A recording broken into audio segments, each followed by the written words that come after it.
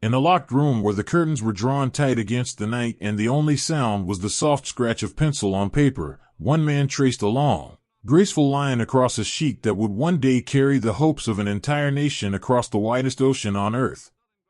He was not an admiral. He did not wear gold braid or stand on the bridge of a warship. His name was known only to a small circle of colleagues who shared the same guarded building and the same heavy responsibility. Yet every evening, when most families were finishing their dinner, he remained at his drafting table, shoulders aching, eyes burning from the lamplight, trying to solve problems that had never been solved quite this way before. His wife had stopped asking when he would be home. She simply left a covered bowl of rice and fish on the table and a folded letter from their son, now 8 years old, who wrote in careful characters asking why his father's hands always smelled like ink and why he sometimes woke up talking about ships in his sleep. The designer would read those letters in the quiet hours before dawn, and for a few moments the weight on his chest would feel almost unbearable. He was building something that might one day decide whether his son grew up in a country that could defend itself or one forced to bow to others. The rules that bound him were not of his making. Far across the sea, powerful nations had sat around tables and decided how large any new warship could be, how many guns it could carry, how much steel could go into its hull. Japan had accepted those rules because it had little choice, but acceptance did not mean agreement.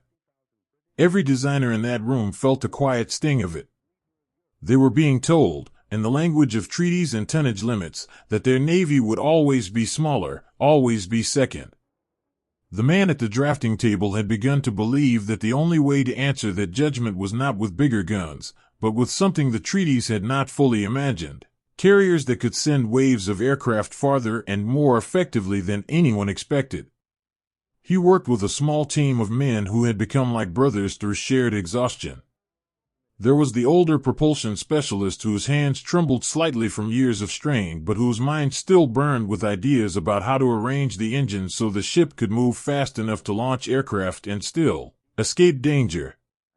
There was the younger armor expert, barely 30, who argued late into the night that protection for the hangar and the men inside it mattered more than anyone admitted.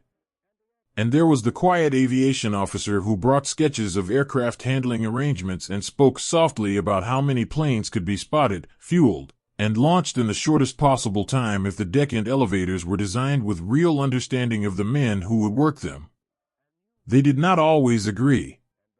Voices rose sometimes, not in anger but in the fierce care of men who knew that every compromise they accepted would one day be paid for by other men in fire and water. One evening the older specialist had placed a hand on the lead designer's shoulder after a long argument and said simply, "We do what we can with what they give us. The rest we leave to the sea and to the courage of those who will sail." The younger man had nodded, but later that night the designer had seen him still at his table, redrawing a section for the third time because he could not bear the thought of a single extra second of vulnerability for the sailors who would live inside that steel. The designer himself carried a private fear he rarely spoke aloud. He worried that the ships taking shape on his paper would be magnificent and yet still not enough. He had studied every report that came from exercises at sea, every account of what foreign navies were attempting. He knew that aircraft were becoming the true striking arm, that a carrier's value lay not in how many guns it mounted but in how many aircraft it could send out and bring back safely. Yet every improvement he sketched for better aircraft capacity seemed to demand something else in return: more weight here, less protection there, a longer flight deck that might make the ship harder to turn quickly in a fight. He lay awake some nights wondering whether he was giving the Navy a weapon of real power or simply a larger target dressed in hope. Small kindnesses kept them going. One morning the young armor expert arrived with a thermos of hot tea he had carried from home, knowing the designer had not slept. They drank it together without speaking much, the steam rising between them like a silent promise that they were not alone in this. Another evening the aviation officer quietly took over a section of calculations so the lead designer could step outside for 10 minutes and breathe air that did not smell of ink and worry. These were not grand gestures. They were the small, human things that made the impossible work possible, day after day, month after month. Slowly the lines on the paper became more than lines. They became spaces where young pilots would one day walk, where mechanics would sleep between flights, where damage control parties would fight to keep the ship alive.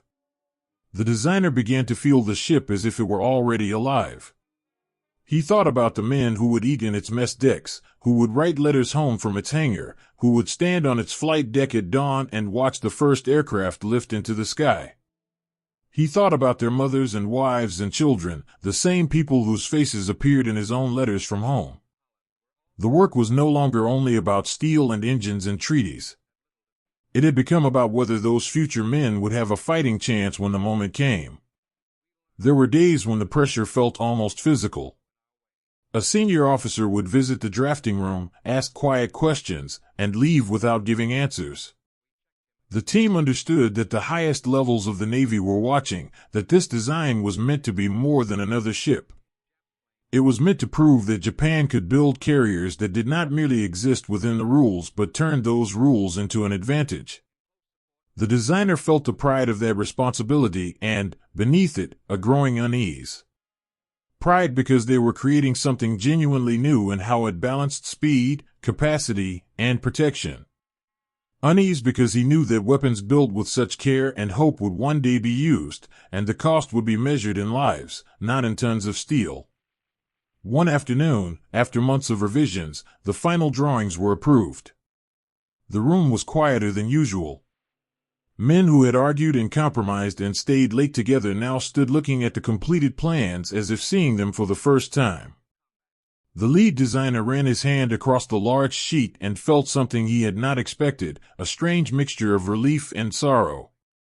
Relief that the work was done. Sorrow because he understood, in a way he had not fully understood before, that these ships would carry more than aircraft.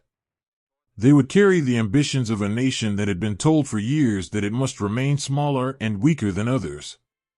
They would carry the hopes of families like his own that their children might live in safety. And they would carry the risk that those same hopes could be broken in fire and smoke if the world turned as he feared it might. He went home that evening earlier than usual. His wife looked up from the table, surprised. Their son ran to him and wrapped small arms around his waist. For a long moment the designer simply held his child and breathed in the ordinary smell of home, rice cooking, clean laundry, the faint scent of the sea that always seemed to find its way even into their small house. He did not speak of blueprints or treaties or the long nights. He simply sat with his family and let the ordinary sounds of life wash over him. Yet even then, in the back of his mind, the lines on the paper remained. He knew that somewhere, in another building, other men were already beginning to plan how these ships would be built, how their steel would be cut and welded, how their crews would be chosen and trained. He knew that the story he had helped start would not end in a drafting room. It would continue on the sea, in the sky, and in the lives of thousands of men whose names he would never know. These secret architects had given everything they had, their nights, their health, their family time, to drawings that they hoped would protect everything they loved. If you find yourself moved by the human dreams and quiet determination behind these mighty carriers, and you want to see how those ambitions unfolded when steel finally met steel in the greatest carrier battles the world has ever known, then I have something I think you'll appreciate. The powerful film Midway, available on Prime Video, brings the drama, courage, and human cost of those Pacific carrier duels to life in a way that honors the men on both sides. Or perhaps you'd like to hold a piece of that engineering legacy yourself through authentic World War II carrier memorabilia and detailed historical models available there. Please, to keep yourself safe, only use the secure link I've placed in the description below. If you try to search for this on the internet, the top results are unfortunately often fake websites designed to scam you, and I want to make sure you are protected. The men who worked in that locked room could not know exactly what their creation would face. They only knew that they had done their best with the limits placed upon them, and that the ships now existed not just on paper but in the minds and hearts of everyone who had helped shape them. The real test, the one that would matter most, still lay ahead on the open sea. And the story of those who would sail the carriers that began in that quiet drafting room was only beginning to unfold. In the vast open spaces of the shipyard, where the air itself seemed to hum with the constant ring of steel on steel, a man in a worn work jacket stood at the base of something that was only just beginning to rise from the ground, and he placed his calloused hand against the cold metal as if he could already feel the soul they were putting into it. He had been a welder for nearly 20 years, long enough to know the difference between building a merchant ship that would carry rice and coal and building something that felt like it was being forged for a different purpose entirely. His name was not important to the men who gave the orders, but to the younger workers who looked to him when the shifts grew long and the sparks flew close. He was simply the one who had seen it all before. Every morning he arrived before the sun had fully cleared the cranes, and every evening he left after the lights along the ways had already come on, his back stiff and his eyes red from the glare of the welding torch. The work was not quiet. It was never quiet. The sound of rivet guns echoed off the hull plates like distant thunder that never stopped, and the smell of hot metal mixed with machine oil and the sweat of hundreds of men filled every breath. He had learned long ago to wrap a cloth around his neck to keep the tiny bits of slag from burning his skin when they fell from above. Still, there were nights when he would come home and his wife would gently pull pieces of metal from his hair with tweezers, neither of them speaking much because there was nothing new to say about it. She knew he would go back the next day, and he knew she would be there waiting with the cloth and the tweezers and the quiet worry she tried to hide behind a smile. He had a son who was almost old enough to ask real questions. The boy would sometimes sit at the table after dinner and draw pictures of ships with big guns and tiny airplanes on the deck.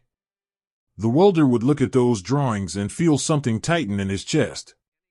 He wanted to tell the boy that the ship he was helping to build was not just bigger or stronger than the ones that had come before. It was being made with a kind of care that came from knowing it might one day carry other men's sons into places where the sky could turn against them. But he never said those words out loud. Instead, he would nod at the drawing and say the lines looked strong, and then he would go to bed early because his body had learned that rest was something you took when it was offered, never when you wanted it. The yard itself felt like a small city that never slept. Men moved in shifts that overlapped at the edges, passing tools and warnings from one group to the next.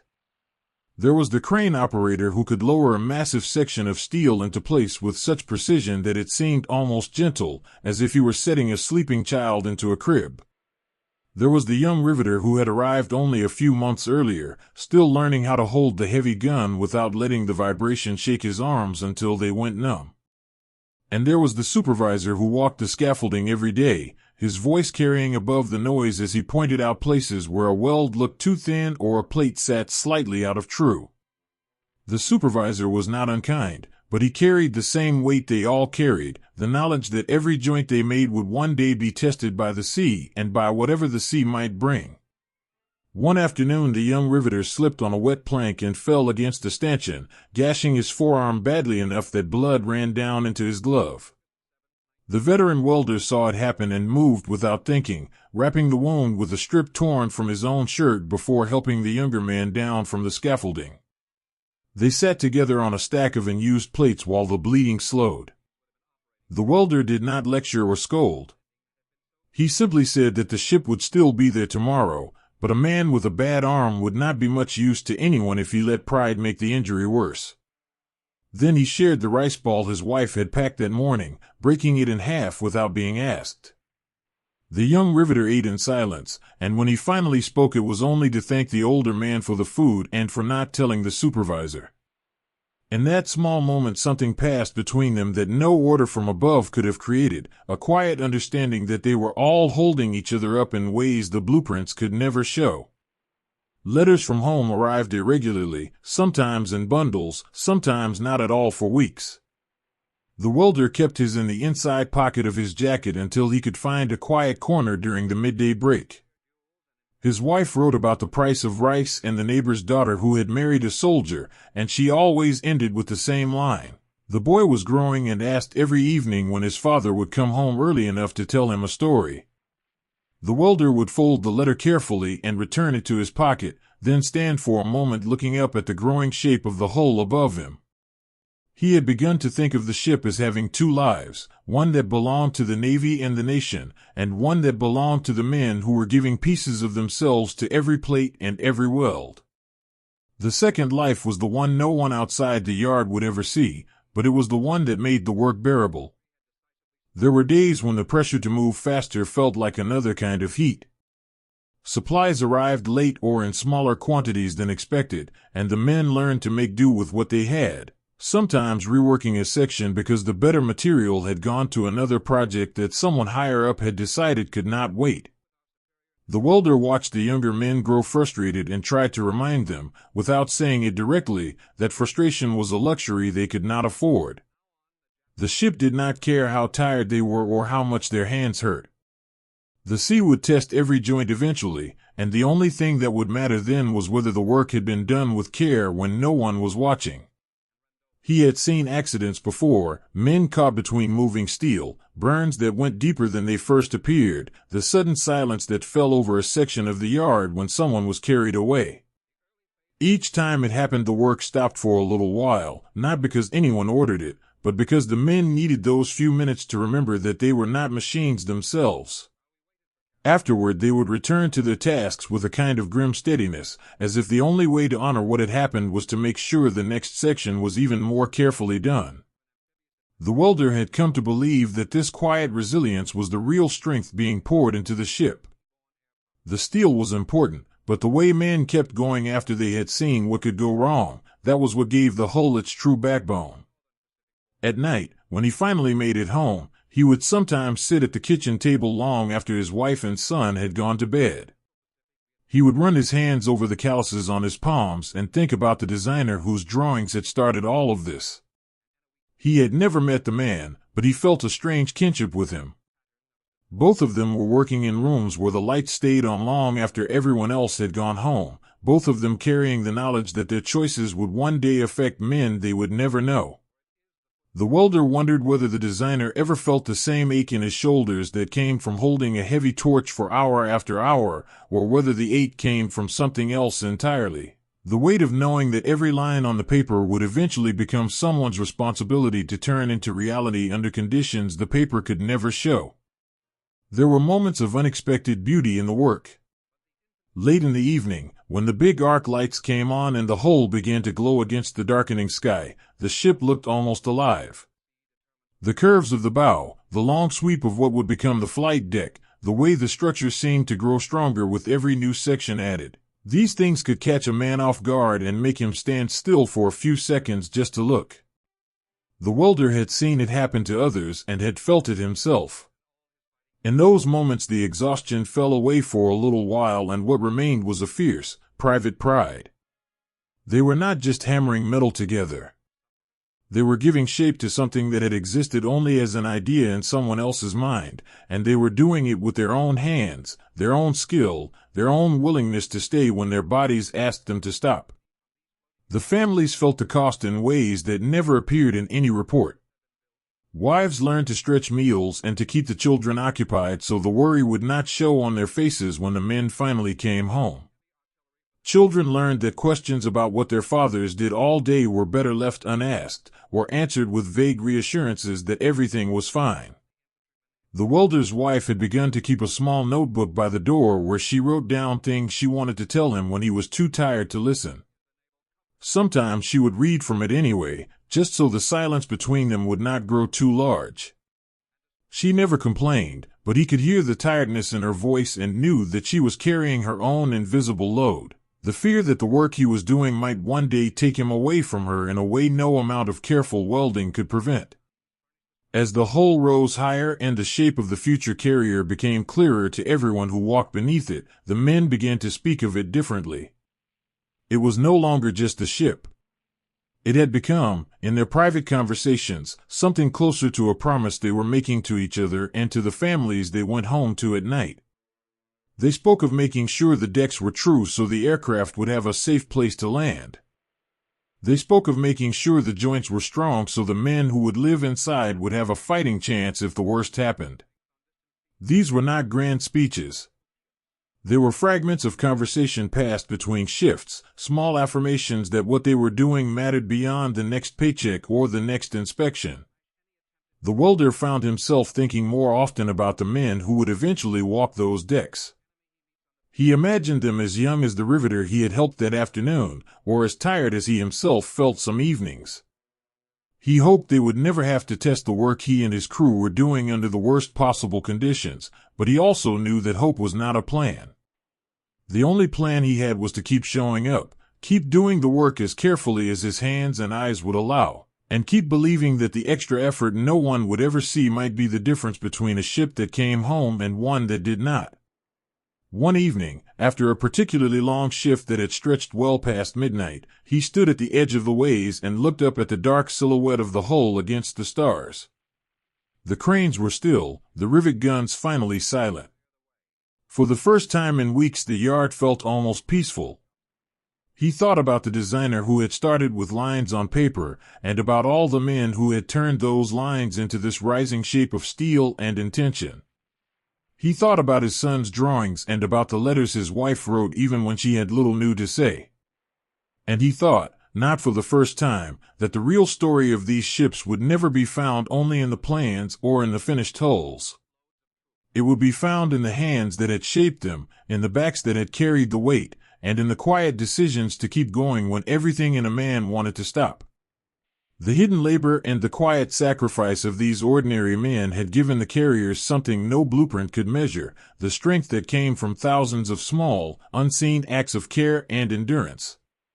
If the story of how these ships were truly forged has stayed with you, and you want to see the raw, unfiltered realities of that world, the photographs and footage of the shipyards and the early preparations that were never meant for public eyes, then I have something I believe you'll value. Our exclusive digital collection on Gumroad brings together rare, uncensored images and moving images from the Pacific Theater that reveal the harsh, human truth behind the steel in ways that mainstream platforms simply cannot show. Please, to keep yourself safe, only use the secure link I've placed in the description below. If you try to search for this on the internet, the top results are unfortunately often fake websites designed to scam you, and I want to make sure you are protected. The welder turned away from the hull at last and began the long walk toward the gate. His body hurt in the familiar ways, but his step was steady. Somewhere behind him the ship continued its slow transformation from idea into reality, and somewhere ahead of him his wife was probably still awake, waiting with the cloth and the tweezers and the quiet strength that matched his own. The work would begin again in a few hours. The steel would still be there. And the men who gave it a soul would return, as they always did, because that was what they had promised each other without ever needing to say the words out loud. On a morning when the mist still clung low over the water and the great crane stood silent for the first time in months, the hull that had been nothing but lines on paper and noise in the yard began to move, and the men who had shaped it with their hands stood watching as if a part of their own lives was sliding away from them toward the open sea. The veteran welder had arrived before first light, the same way he had arrived for every shift during the long construction. His wife had pressed a small wrapped packet of rice into his hand at the door and told him not to stay too late, though both of them knew he would. Today was different. Today the ship would leave the ways that had held it for so long, and he wanted to be there when it happened. He stood a little apart from the growing crowd, his work jacket still carrying the faint smell of hot metal and oil, and kept his eyes on the hull as the final preparations were made. The wooden supports that had cradled the ship through every season were being checked one last time. Men moved along the scaffolding with the careful attention of people who understood that this moment had been earned through thousands of small, unseen efforts. Beside him stood the young riveter whose arm he had bandaged months earlier. The younger man's eyes were bright with something between excitement and disbelief. He had never seen a launch before. All he had known was the daily grind of the yard, the noise, the heat, the endless repetition of holding the heavy tool against vibrating steel until his shoulders burned. Now the thing they had been building was about to become something else entirely. It would no longer be a collection of plates and welds and problems to be solved. It would be a ship, claimed by the sea, carrying a name and a future that none of them could fully see. The crowd gathered slowly at first, then in greater numbers as the morning light strengthened. Families had come, wives holding the hands of children who did not yet understand why their fathers looked so serious, older parents who remembered earlier launches from other wars and other ships. There were naval officers in uniform standing with quiet dignity, and there were workers like the welder who had never worn a uniform but who had given more hours to this hull than most sailors would ever spend at sea. The air carried the mixed scents of fresh paint, salt water, and the faint sweetness of the ceremonial sake that would soon be offered to the ship. No one spoke loudly. Even the children seemed to sense that something important was about to happen, something that went beyond the simple movement of steel into water. The welder thought about the designer whose drawings had first given shape to this vessel. He had never met the man, yet he felt a strange closeness to him today. Both of them had worked in rooms where the lights stayed on long after others had gone home, the designer with his pencils and calculations, the welder with his torch and his aching back. Both had carried the same unspoken question: would it be enough? Would what they created protect the people they loved?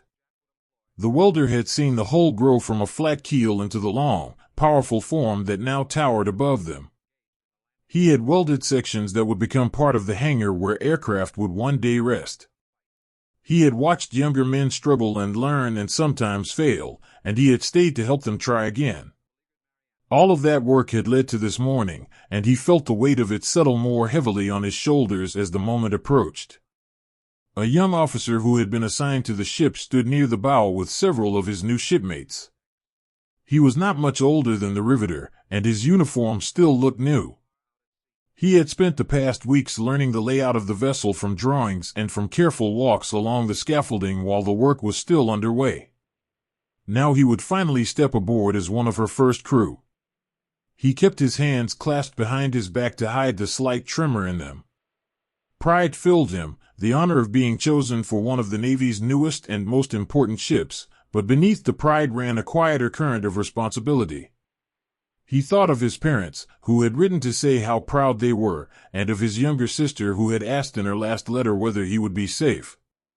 He had not known how to answer that. He still did not know. All he knew was that the ship now belonged, in some small way, to him and to the men who would serve with him, just as it belonged to every worker who had helped bring it into being. The ceremony began with the traditional offering of sake. A senior naval officer spoke a few measured words about duty and the future, but the welder barely heard them. His attention was fixed on the hull. He noticed a place near the waterline where he had personally made a long weld during a night shift when the rain had made everything slick and difficult. He wondered whether that weld would hold when the sea pressed against it. He wondered whether any of the small kindnesses he had shown to younger men, the shared food, the patient explanations, the bandage on a bleeding arm, would somehow travel with the ship and protect the sailors who would one day rely on the work he had done. These were not thoughts he could have explained to anyone, yet they felt as real as the steel in front of him. When the signal came and the final supports were released, the ship began to move. At first it was almost imperceptible, just a slow settling, a faint groan of timber and steel. Then the movement became steady and undeniable. The great hull slid down the ways toward the water with a dignity that seemed almost alive. The crowd held its collective breath. Some of the older workers removed their caps. The young riveter's eyes filled with tears he did not try to hide. The welder felt his throat tighten and kept his gaze fixed on the ship as it entered the sea for the first time. There was a great splash, a rising of white water, and then the vessel settled, rocking gently as the sea took hold of it. In that moment it ceased to be a thing they had built and became something that belonged to the water and to whatever future the water would bring. The cheering that followed was loud and genuine, yet it carried an undercurrent of something more solemn. People waved flags and called out, but many of the workers simply stood in silence for a few extra seconds, watching the ship ride higher in the water now that it was free of the land. The welder felt a strange mixture of pride and loss. Pride because the ship was beautiful in the way only something made by many hands working together could be beautiful. Loss because the daily closeness he had felt with this particular hull was ending. Tomorrow there would be other work, other ships, other problems to solve. This one had moved beyond his reach. The young officer stepped aboard with his shipmates not long after the launch. The deck still smelled of fresh paint and new steel. He ran his hand along a railing and felt the slight vibration of the ship settling into her new element. For the first time he understood in his body what he had only understood in his mind before. This vessel was no longer an idea or a drawing or even a construction project. It was alive in a way that mattered. It would carry men, protect them, and one day ask things of them that no one could yet predict. He thought of the workers who had stood on the shore, and he felt a sudden, wordless gratitude toward every one of them. The ship he now served had been given its strength by their hands and their endurance. That knowledge settled into him like a quiet vow. Later, when the formal ceremonies had ended and the crowd had begun to disperse, the welder walked slowly along the edge of the water. He could see the ship riding at anchor, already looking as though it had always belonged there.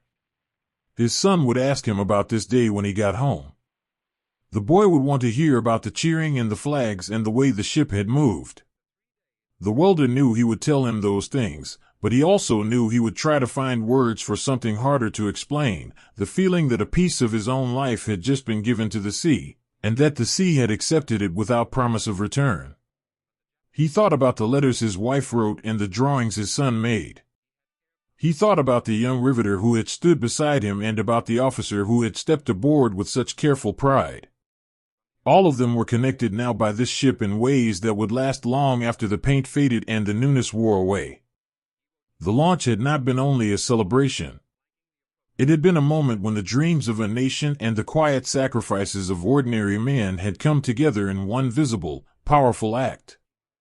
The ship now carried both the pride and the pressure of that union out into the water, where the sea would test them in its own time and in its own way. These men had poured their labor, their pride, and their private hopes into a vessel that now belonged to something larger than any of them. If the emotion and national significance of this launch day has moved you, and you want to help keep stories like these alive, the deeply human moments behind the great events of history, then I would be grateful if you considered leaving a small tip, even just $1, on Ko-Fi. Every contribution helps support the extensive research and the time it takes to uncover and share these personal histories so they are never forgotten. Please, to keep yourself safe, only use the secure link I've placed in the description below. If you try to search for this on the internet, the top results are unfortunately often fake websites designed to scam you, and I want to make sure you are protected. As the welder finally turned to begin the long walk home, he glanced back one more time at the ship resting on the water. It looked steady and strong, yet he knew that strength had come from more than steel. It had come from the hands that had shaped it, the families that had waited, and the quiet belief that what they were building mattered beyond any single day or any single ceremony. The sea had claimed its own, and the men who had given it life could only watch now and wonder what that claim would ultimately ask of them all. The story of the ship had moved from the yard into the water, but the human story, the one carried in every weld, every letter home, and every private hope, had only just begun to travel with it. In the quiet hours just before dawn, when the first light touched the water and the ship still carried the faint scent of fresh paint and new steel, a young sailor stepped onto the deck for the first time and felt the great vessel shift beneath his boots as if it were already breathing. He had trained for months on older ships and in classrooms that smelled of chalk and engine oil, but nothing had prepared him for the sheer size of this one. The flight deck stretched so far in both directions that he could not see the end of it from where he stood. Below him, in the hangar, aircraft were already being moved into place by men who moved with the careful rhythm of people learning a new dance. He gripped the railing and felt the faint vibration of the engines warming somewhere deep inside the hull. That vibration traveled up through his boots and into his chest, and for a moment he thought of it as the ship's first heartbeat, the moment it stopped being only steel and became something that would carry him and hundreds of others into whatever future lay ahead. The crew had come aboard in small groups over the previous days. Some were veterans who had served on older carriers and spoke quietly among themselves about how different this one felt, larger, more modern, with spaces that seemed designed with the men who would live inside them in mind. Others were younger, like the sailor now standing at the rail, still carrying the nervousness of new assignments and the quiet fear that they might not measure up to the expectations placed on them. They had all heard the stories about how these ships had been built with special care, how the workers in the yard had stayed late and worked through difficulties to make sure every joint and every system was as strong as it could be. That knowledge sat with them as they explored the passageways and climbed the ladders, turning unfamiliar steel into something that might one day feel like home. The veteran petty officer who had been assigned to guide the new men moved through the hangar with the easy confidence of someone who had spent years learning the moods of ships.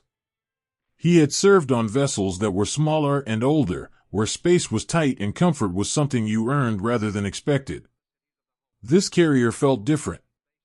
The hangar was wide enough that aircraft could be moved without constant shouting and pushing.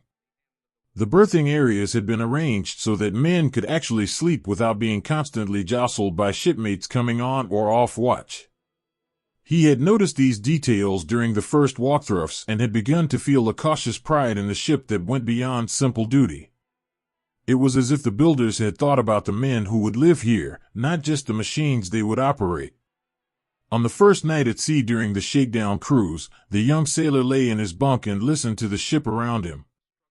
The engines produced a steady, deep rhythm that seemed to fill the entire hull. Above him, on the flight deck, he could hear the muffled sounds of aircraft being secured for the night. Somewhere nearby, a group of mechanics was still working on an engine that had given them trouble during the day.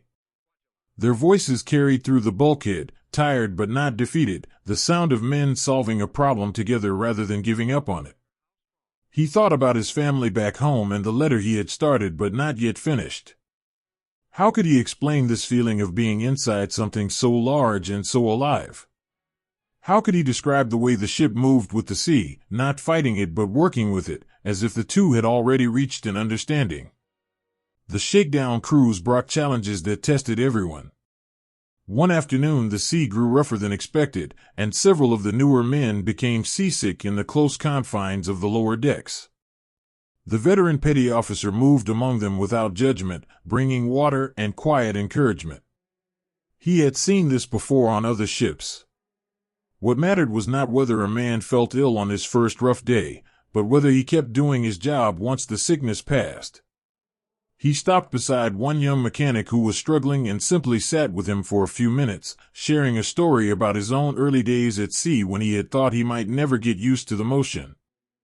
The story was ordinary, but the act of telling it mattered. It turned a moment of private struggle into something shared, and the young mechanic later said that hearing someone else admit to the same difficulty made it easier to keep going. The ship itself revealed its personality during those days. There were small problems that needed solving, hatches that stuck slightly, ventilation that needed adjustment in certain compartments, aircraft handling procedures that required practice before they felt natural. The crew worked through them together. Officers and enlisted men stood side by side during drills, learning how the ship responded when they asked it to turn quickly or to launch and recover aircraft in sequence. The young sailor found himself assigned to a damage control team during one exercise.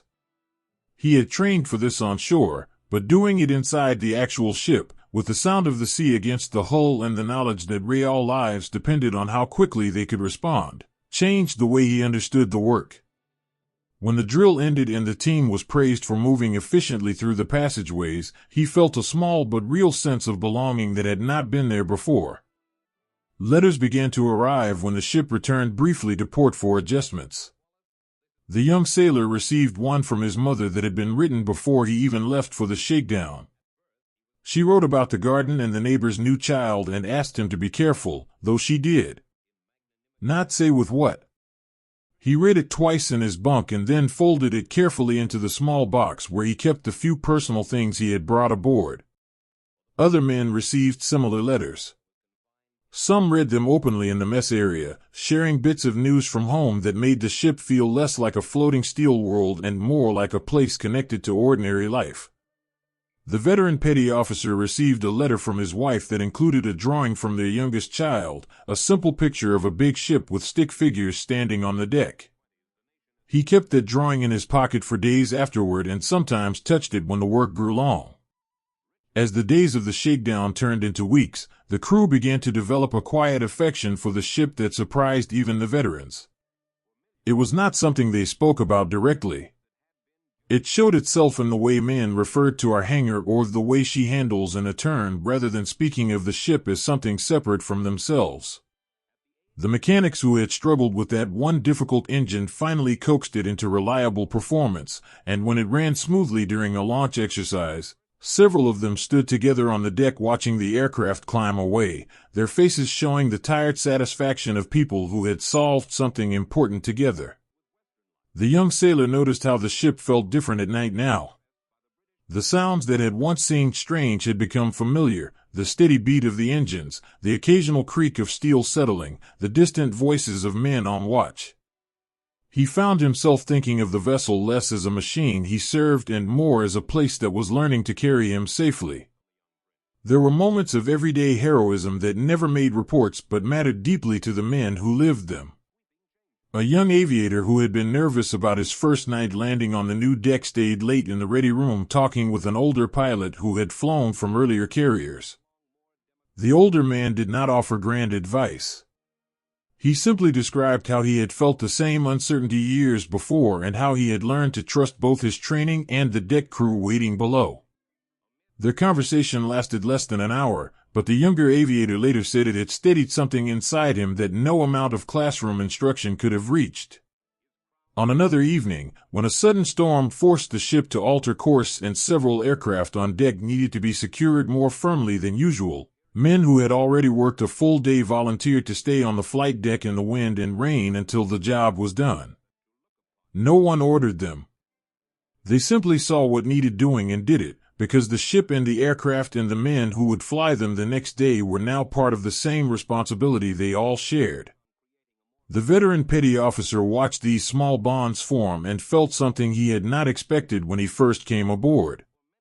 On his previous ships he had done his duty and taken pride in his work, but he had never felt quite this sense of the vessel as something alive that responded to the care its crew gave it. This carrier seemed to reward attention. When the men kept the hangar clean and organized, the aircraft moved more smoothly. When damage control teams practiced until their responses became instinctive, the ship felt safer even during drills. He began to think of the vessel not as a giant machine but as a kind of partner, one that would protect them if they learned to work with it rather than simply on it. That thought stayed with him during the long watches and made the discipline of shipboard life feel less like a burden and more like a shared agreement between the crew and the steel that carried them. By the time the shakedown cruise ended and the ship returned to port for final preparations, the crew had changed in ways that were visible only to those who had lived through it together. The young sailor no longer gripped the railing as if he might be thrown off. He moved through the passageways with the easy familiarity of someone who knew where every ladder and every compartment was located. The mechanics who had fought with the difficult engine now spoke of it with a kind of rough affection, as if it were a stubborn but ultimately reliable member of the team. Even the ship itself seemed to have settled into its role. The slight stiffness in some of the new systems had worked itself out through use, and the crew had learned exactly how much speed or how sharp a turn the vessel could manage without protest. The young sailor stood on the flight deck one evening as the ship approached the harbor. The lights of the shore were visible in the distance, and the familiar shapes of other vessels moved around them. He thought about the letter he would write home that night. He would tell his mother that he was well and that the work was hard but good. He would not try to explain the feeling that had grown inside him, the quiet sense that this enormous ship, with all its complexity and all its demands, had become something he was willing to trust with his life. That feeling was still new and not fully formed into words. It lived instead in the way he now walked the decks and in the small, automatic gestures of care he had begun to show toward the equipment and toward the men who worked beside him. The crews had come aboard as strangers to one another and to the great vessels they would serve. Through long days at sea, through problems solved together and small kindnesses offered without expectation of return, they had begun to turn steel and machinery into something closer to home. The ships had started as giants built by other men's hands. Now they were becoming giants that belonged, in some essential way, to the men who lived inside them and who had learned, day by day, to listen to their first heartbeats and to answer with their own steady commitment. The way these men formed deep bonds with each other and with their ships through shared trials, small kindnesses, and the quiet work of making something vast feel like home is the kind of story that deserves to be explored even further. If you want access to uncensored video segments, exclusive podcasts, and deeper dives that include additional survivor accounts and analysis of how crews truly lived aboard these carriers, then I invite you to join our Patreon community. It's a place where history lovers gather to go beyond what we can share in these episodes. Please, to keep yourself safe, only use the secure link I've placed in the description below. If you try to search for this on the internet, the top results are unfortunately often fake websites designed to scam you, and I want to make sure you are protected. As the ship eased into its berth and the lines were made fast, the young sailor felt the vessel settle with a final, gentle motion that seemed almost like a sigh of completion. Around him, men moved with the easy rhythm of people who now knew their places and their purpose. The giant that had once felt so foreign had become, through the simple and profound act of living aboard it together, something they were beginning to love. The story of these carriers would continue on the open sea, but the story of the men who had learned to call them home had already taken root in the steel, in the routines, and in the quiet affection that no order could command and no report could fully capture. In the pale light before sunrise, a young pilot stood on the flight deck of the carrier and watched the first aircraft of the day lift into the sky, its engine sound fading into the wind as if carrying away a piece of the ordinary world he had once known. He had joined the air group only a few months earlier, one of many young men selected for the demanding work of operating from these new carriers. The selection itself had felt like an honor at the time. Now, standing in the chill air with the deck vibrating beneath his boots, he felt the weight of what that honor actually required.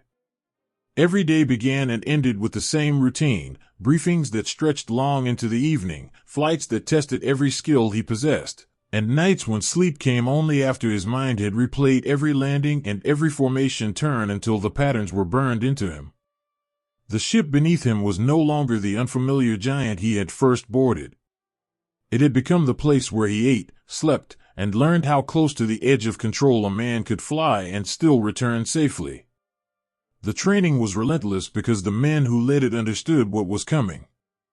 Instructors who had already flown from older carriers pushed the younger pilots without cruelty but without mercy either. They knew that on a moving deck, and changing weather, with the sea waiting below, hesitation or a single misjudged approach could end everything in an instant. The young pilot had watched one of his classmates come in too low during a practice landing. The aircraft had caught the arresting wire at the last possible moment, the tail hook screaming against the deck. Afterward, the instructor had walked the shaken pilot back to the ready room and sat with him in silence for a long time before speaking. There was no lecture about carelessness.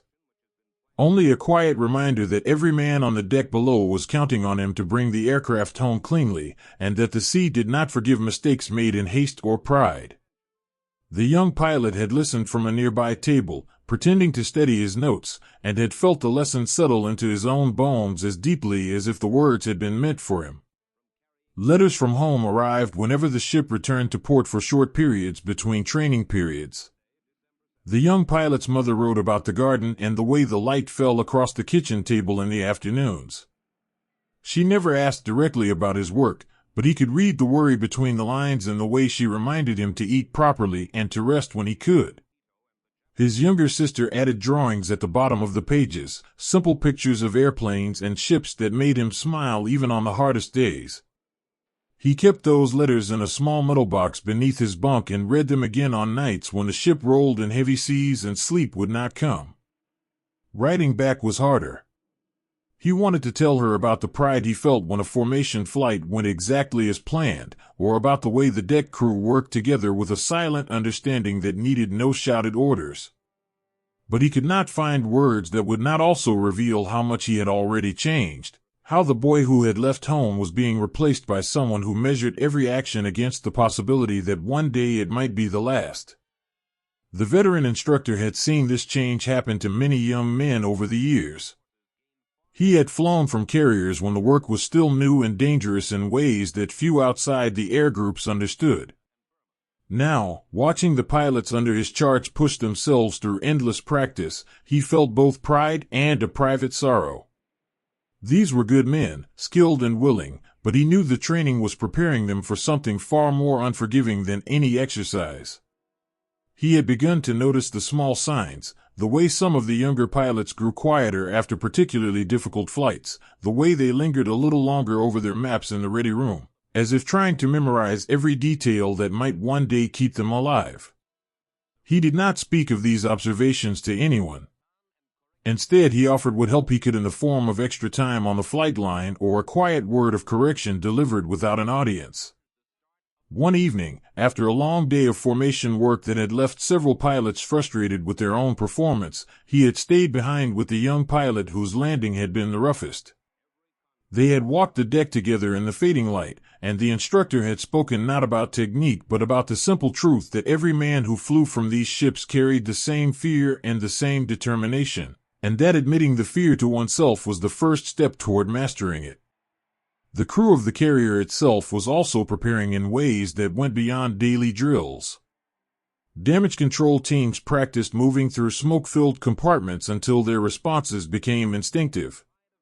Aircraft handlers on the flight deck rehearsed the complex ballet of moving planes into position for launch and recovery until the movements flowed without wasted effort.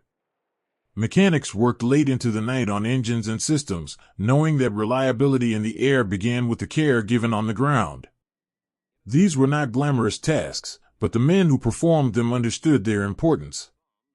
A single missed connection or a poorly secured aircraft could turn a routine flight into a disaster. The young pilot had come to know many of these men by name during the long days at sea. He had shared meals with them in the mess and had listened to their stories of earlier service on other ships. In return, he had begun to share small pieces of his own life, the village where he had grown up, the way his mother still sent him dried fruit in every package from home.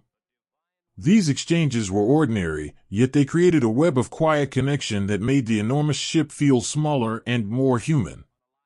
There were moments when the shadow of what lay ahead became impossible to ignore. During one long briefing, an officer had spoken in careful, measured tones about the need for every man to be ready for operations that might take them far from home and into waters where help would not come quickly. He had not used dramatic language. He had simply laid out the realities of distance, fuel, and the importance of every aircraft returning with its mission completed. The room had grown very still. Afterward, the pilots had filed out in silence, each carrying his own thoughts. The young pilot had walked to the edge of the flight deck and stood for a long time watching the sea. He thought about his sister's drawings and about the letters he had not yet answered. He thought about the instructor who had stayed late to help him improve his approaches, and about the deck crew who would be waiting below every time he came in to land. The responsibility felt larger than anything he had imagined when he first volunteered for carrier duty. Yet beneath the weight there was also a steady resolve. He had chosen this path, and he would see it through as well as any man could. Goodbyes were rarely spoken out loud. They appeared instead in the way families wrote their letters and in the way men packed their few personal belongings with extra care before a long training period at sea. The young pilot's mother had begun ending her letters with the same simple phrase, "Come home when you can." He understood what she could not say directly, that she knew the work he was doing carried risks she could not protect him from. He wrote back with the same careful restraint, telling her that the ship was strong and the men around him capable, and that he was learning every day how to do his part well. The letters became a quiet bridge between the world he had left and the one he now inhabited, a way of carrying a piece of home with him even when the carrier steamed far from sight of land. The training reached a point where the young pilots no longer needed constant correction. Their landings grew smoother, their formation worked tighter, their decisions in the air quicker and more instinctive. The instructor watched this transformation with a mixture of satisfaction and something harder to name. He had done everything he could to prepare them. Now the rest would depend on the men themselves and on whatever future the Navy had in mind for these carriers and their air groups. He had begun to sense that the long period of building and training was drawing to a close. The ships were ready. The crews were ready. The air groups had reached a level of skill that few other navies could match. What remained was the waiting, and the knowledge that when the order finally came it would come without warning and without room for second thoughts. One evening, after a particularly long day of practice that had included night landings under minimal lighting, the young pilot sat in the ready room with several of his classmates. They spoke little at first, each man still carrying the tension of the flights in his shoulders. Then one of them mentioned a letter he had received from his father, a quiet man who had served in an earlier time and who had written simply that he was proud of his son and that he trusted him to do what needed to be done. The words hung in the air for a moment. Another pilot nodded and said that his own family had written something similar. The conversation did not grow dramatic or loud. It remained what it was, a group of young men acknowledging, without saying it directly, that they were no longer training only for themselves. They were training for the people who believed in them and for the ship that now depended on their skill to keep it safe in the air. The instructor passed by the open door of the ready room and paused for a moment, listening without entering. He had heard similar conversations before, in other ready rooms on other carriers. They were always the same in their quiet dignity, the recognition that the work had become something larger than any single man, and that the only way to carry that weight was together. He continued down the passageway feeling both the pride of having helped shape these pilots and the private knowledge that the real test still lay ahead, somewhere beyond the horizon they could not yet see. The ships had been built with care by men who would never fly from them. The crews had learned to live inside them and to treat them as something more than steel. The air groups had been forged through long, demanding training into teams capable of operating with precision under the most difficult conditions. All of it had been done under a growing shadow that no one named directly but that everyone felt. The silent order was coming. The carriers and the men who served them were as ready as training and dedication could make them. What they would be asked to do, and what it would cost them, remained hidden in the future that waited just beyond the next horizon. These men trained and prepared under the quiet weight of approaching conflict, writing letters home and forming bonds that would carry them through whatever came next.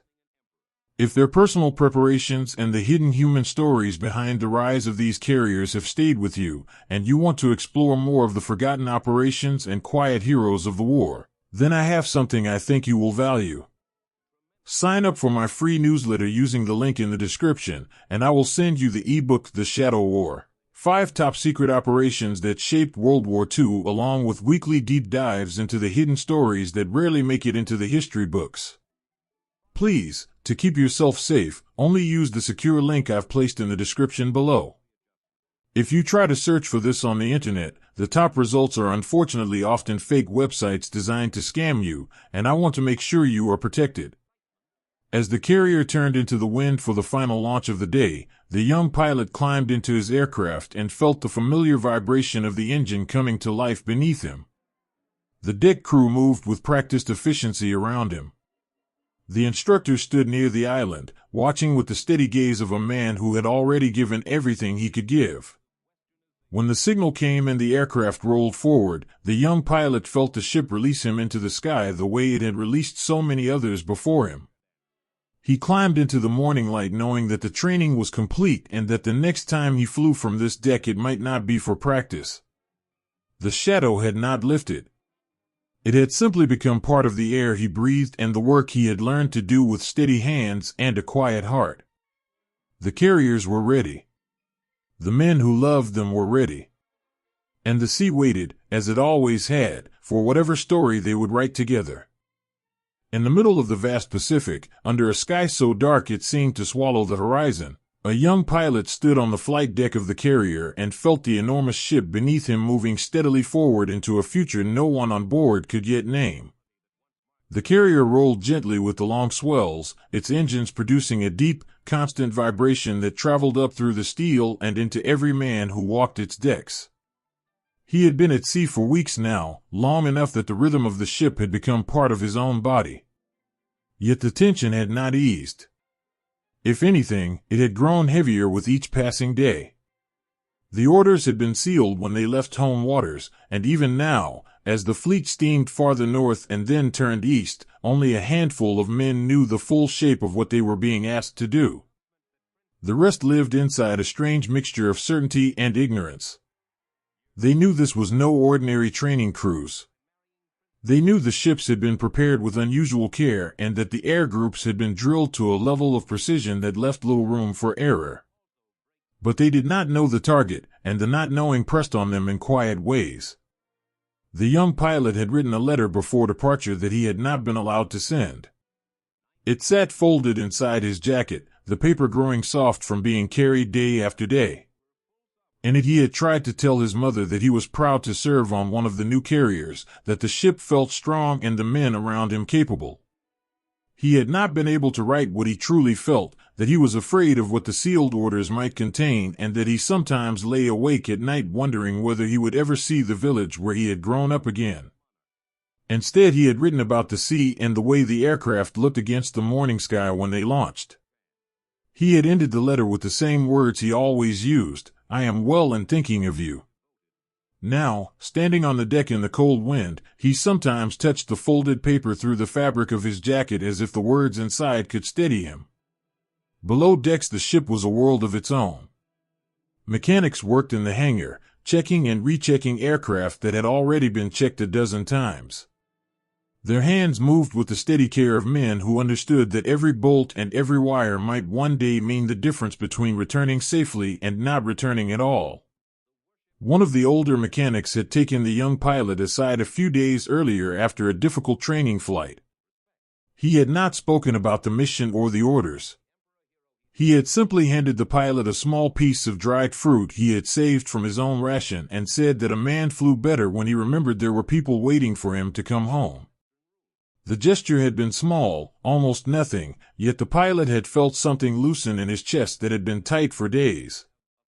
He had eaten the fruit slowly, tasting the sweetness and the salt from the mechanic's fingers, and had carried the memory of that quiet kindness with him ever since.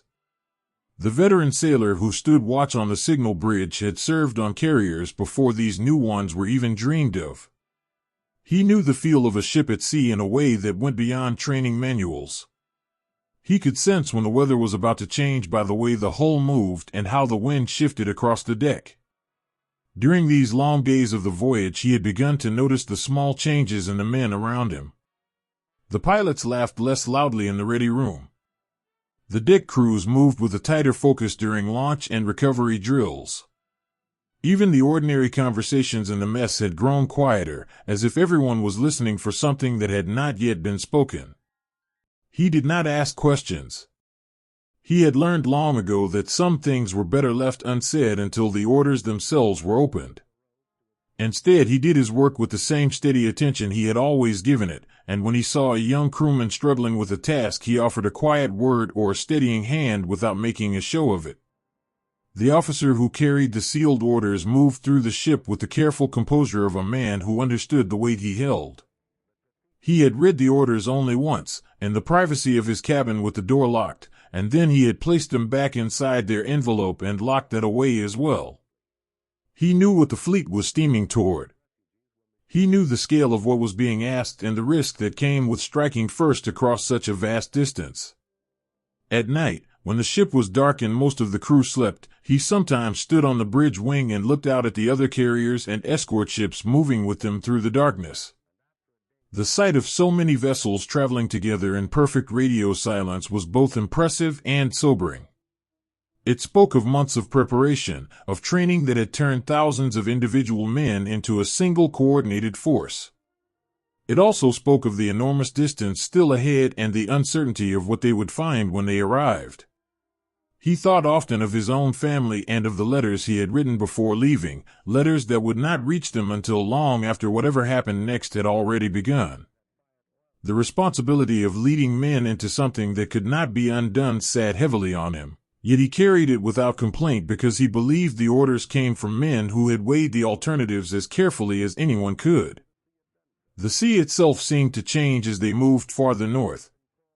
The water grew colder and the swells longer, and the wind carried a bite that found every gap in a man's clothing.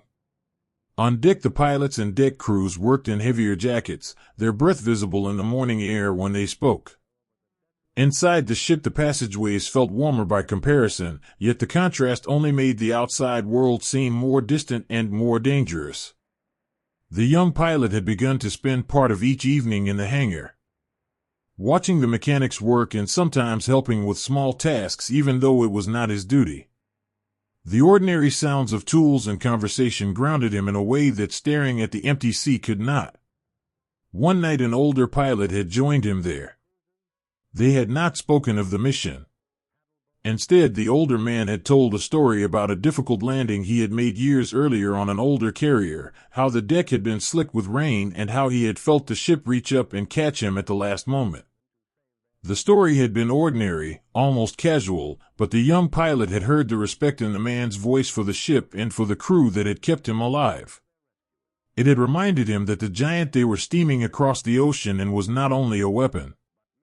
It was also the thing that might bring them home if they did their part well. Private fears surfaced in small ways.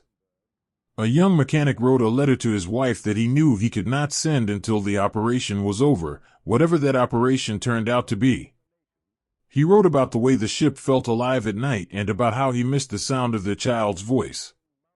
He did not write about the tension that had settled into his shoulders or about the dreams that sometimes woke him in the narrow bunk.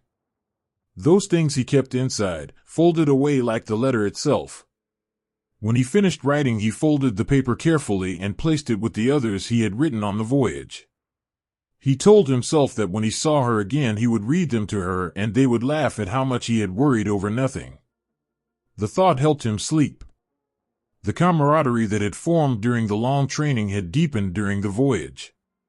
Men who had once been strangers now moved through their duties with the shorthand of people who had learned each other's rhythms. And the ready room pilots shared small pieces of food or helped one another adjust flight gear without being asked. On the hangar deck mechanics passed tools and warnings with quiet efficiency. Even the ordinary moments of daily life, meals taken standing up during busy periods, brief conversations during watch changes, carried an undercurrent of something larger. They were all part of the same movement now, the same unknown future, and that knowledge created a bond that did not need many words. As the days passed and the fleet continued its careful, silent progress, the sense of moving into history grew stronger even though no one spoke the word. The young pilot sometimes stood at the edge of the flight deck at night and looked out at the dark shapes of the other carriers and the escort ships around them. The sight was both comforting and unsettling. There was strength in numbers and in the precision with which so many vessels moved together without lights or radio signals. Yet the very scale of the operation reminded him how far they were from home and how much depended on everything going exactly as planned. He thought about the sealed orders and about the instructor who had stayed late to help him improve his landings. He thought about the mechanic who had given him the piece of fruit and about the letter still folded in his jacket. All of these things felt connected now in a way they had not been before the voyage began. The ship, the training, the men around him, and the families waiting at home were all part of the same story, and none of them could yet see how that story would end. The tension was not loud. It did not show itself in raised voices or visible panic. It lived instead in the careful way men performed their duties and in the quiet moments when they stood alone with their thoughts. The officer with the sealed orders continued to carry his responsibility with steady composure. The veteran sailor kept his watch with the same patient attention. The young pilot continued to fly his practice missions and to help in the hangar when he could. Yet beneath all of it ran the knowledge that they were steaming towards something that would change everything, and that when the orders were finally opened there would be no turning back. These men had left their homes and their ordinary lives to steam across an ocean into a moment whose full weight they could not yet know. If the personal tension and the quiet human courage of this voyage into history's shadow has stayed with you, and you want to experience the epic scale and human courage of Pacific carrier warfare brought to life, then I have something I think you'll appreciate. The powerful film Midway, available on Prime Video, captures the drama and the extraordinary bravery of the men who fought in those great carrier battles on both sides. Please, to keep yourself safe, only use the secure link I've placed in the description below. If you try to search for this on the internet, the top results are unfortunately often fake websites designed to scam you, and I want to make sure you are protected. The carrier continued its steady progress through the dark water. On the flight deck, the young pilot turned away from the rail at last and walked back toward the island. Below him, the ship carried its cargo of men and aircraft and sealed orders forward into whatever waited beyond the horizon. The engines maintained their deep, unchanging rhythm. The sea moved against the hull in long, patient swells. And the men who had trained together and who now lived together inside this moving steel world carried their private fears, their quiet kindnesses, and their steady determination with them, one day closer to the moment when the orders would finally be opened and the future they had been steaming toward would at last have a name. In the pre-dawn darkness on the flight deck, the young pilot climbed into his aircraft and felt the cold metal of the cockpit close around him like a final, private room before everything changed. The carrier moved steadily beneath him, its engines carrying the whole ship forward through water that still held the memory of night. Around him the deck crew worked in near silence, their movements precise and practiced even in the dim light. They had been preparing since long before first light, moving aircraft into position, checking lines and fuel, making sure every detail was ready for the moment the order came. The young pilot watched one of the older mechanics move past his wing, the same man who had once handed him a piece of dried fruit during a difficult night and told him that a man flew better when he remembered someone was waiting for him. Their eyes met for a brief second. The mechanic gave a small nod, nothing more, but in that nod was everything they could not say out loud. Then he was gone, swallowed by the darkness and the work that still needed doing. The pilot settled into his seat and checked his instruments with hands that felt steadier than he expected. He had flown many times from this deck during the long training. He had learned the feel of the ship rising and falling beneath him, the exact moment to release the brakes, the way the carrier seemed to push him into the sky when everything went right. Yet this morning was different. The sealed orders had finally been opened in the quiet hours, and now every man on the ship knew the shape of what they were about to do. The target was no longer a mystery. It was a place that would soon be burning, and he would be one of the men who carried the fire to it. He thought of the letter still folded inside his jacket, the one he had written weeks earlier and never sent. He thought of his mother and sister, of the village he had left behind, and of how ordinary those thoughts felt against the weight of what was coming. There was no time left for second thoughts. The only path forward was the one the ship had been steaming toward for weeks. Below the flight deck, the hangar was alive with quiet activity. Mechanics who had worked through the night made final checks on aircraft that would soon be launched into the unknown.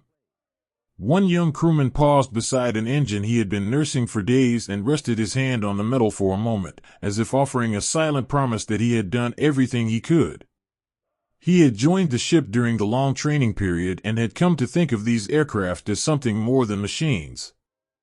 He had seen pilots climb into them with the same mixture of pride and fear he now carried himself. When the order to prepare for launch had come, he had worked without complaint, even though his body ached from lack of sleep.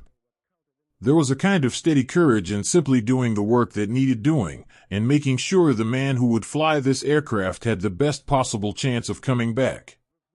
He did not know the full details of the mission, but he knew enough to understand that this morning would be remembered.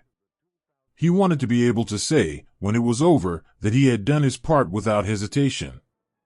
On the signal bridge, the veteran sailor who had kept watch through so many nights of the voyage stood at his post and looked out across the dark shapes of the fleet. The carriers moved together like a single living thing, their wakes stretching behind them in long, pale lines. He had felt the change in the ship's mood the moment the orders were opened. Men spoke less and moved with greater purpose. Even the ordinary routines of shipboard life carried a new edge. He had seen this before in smaller ways, but never on this scale. The tension was not fear exactly.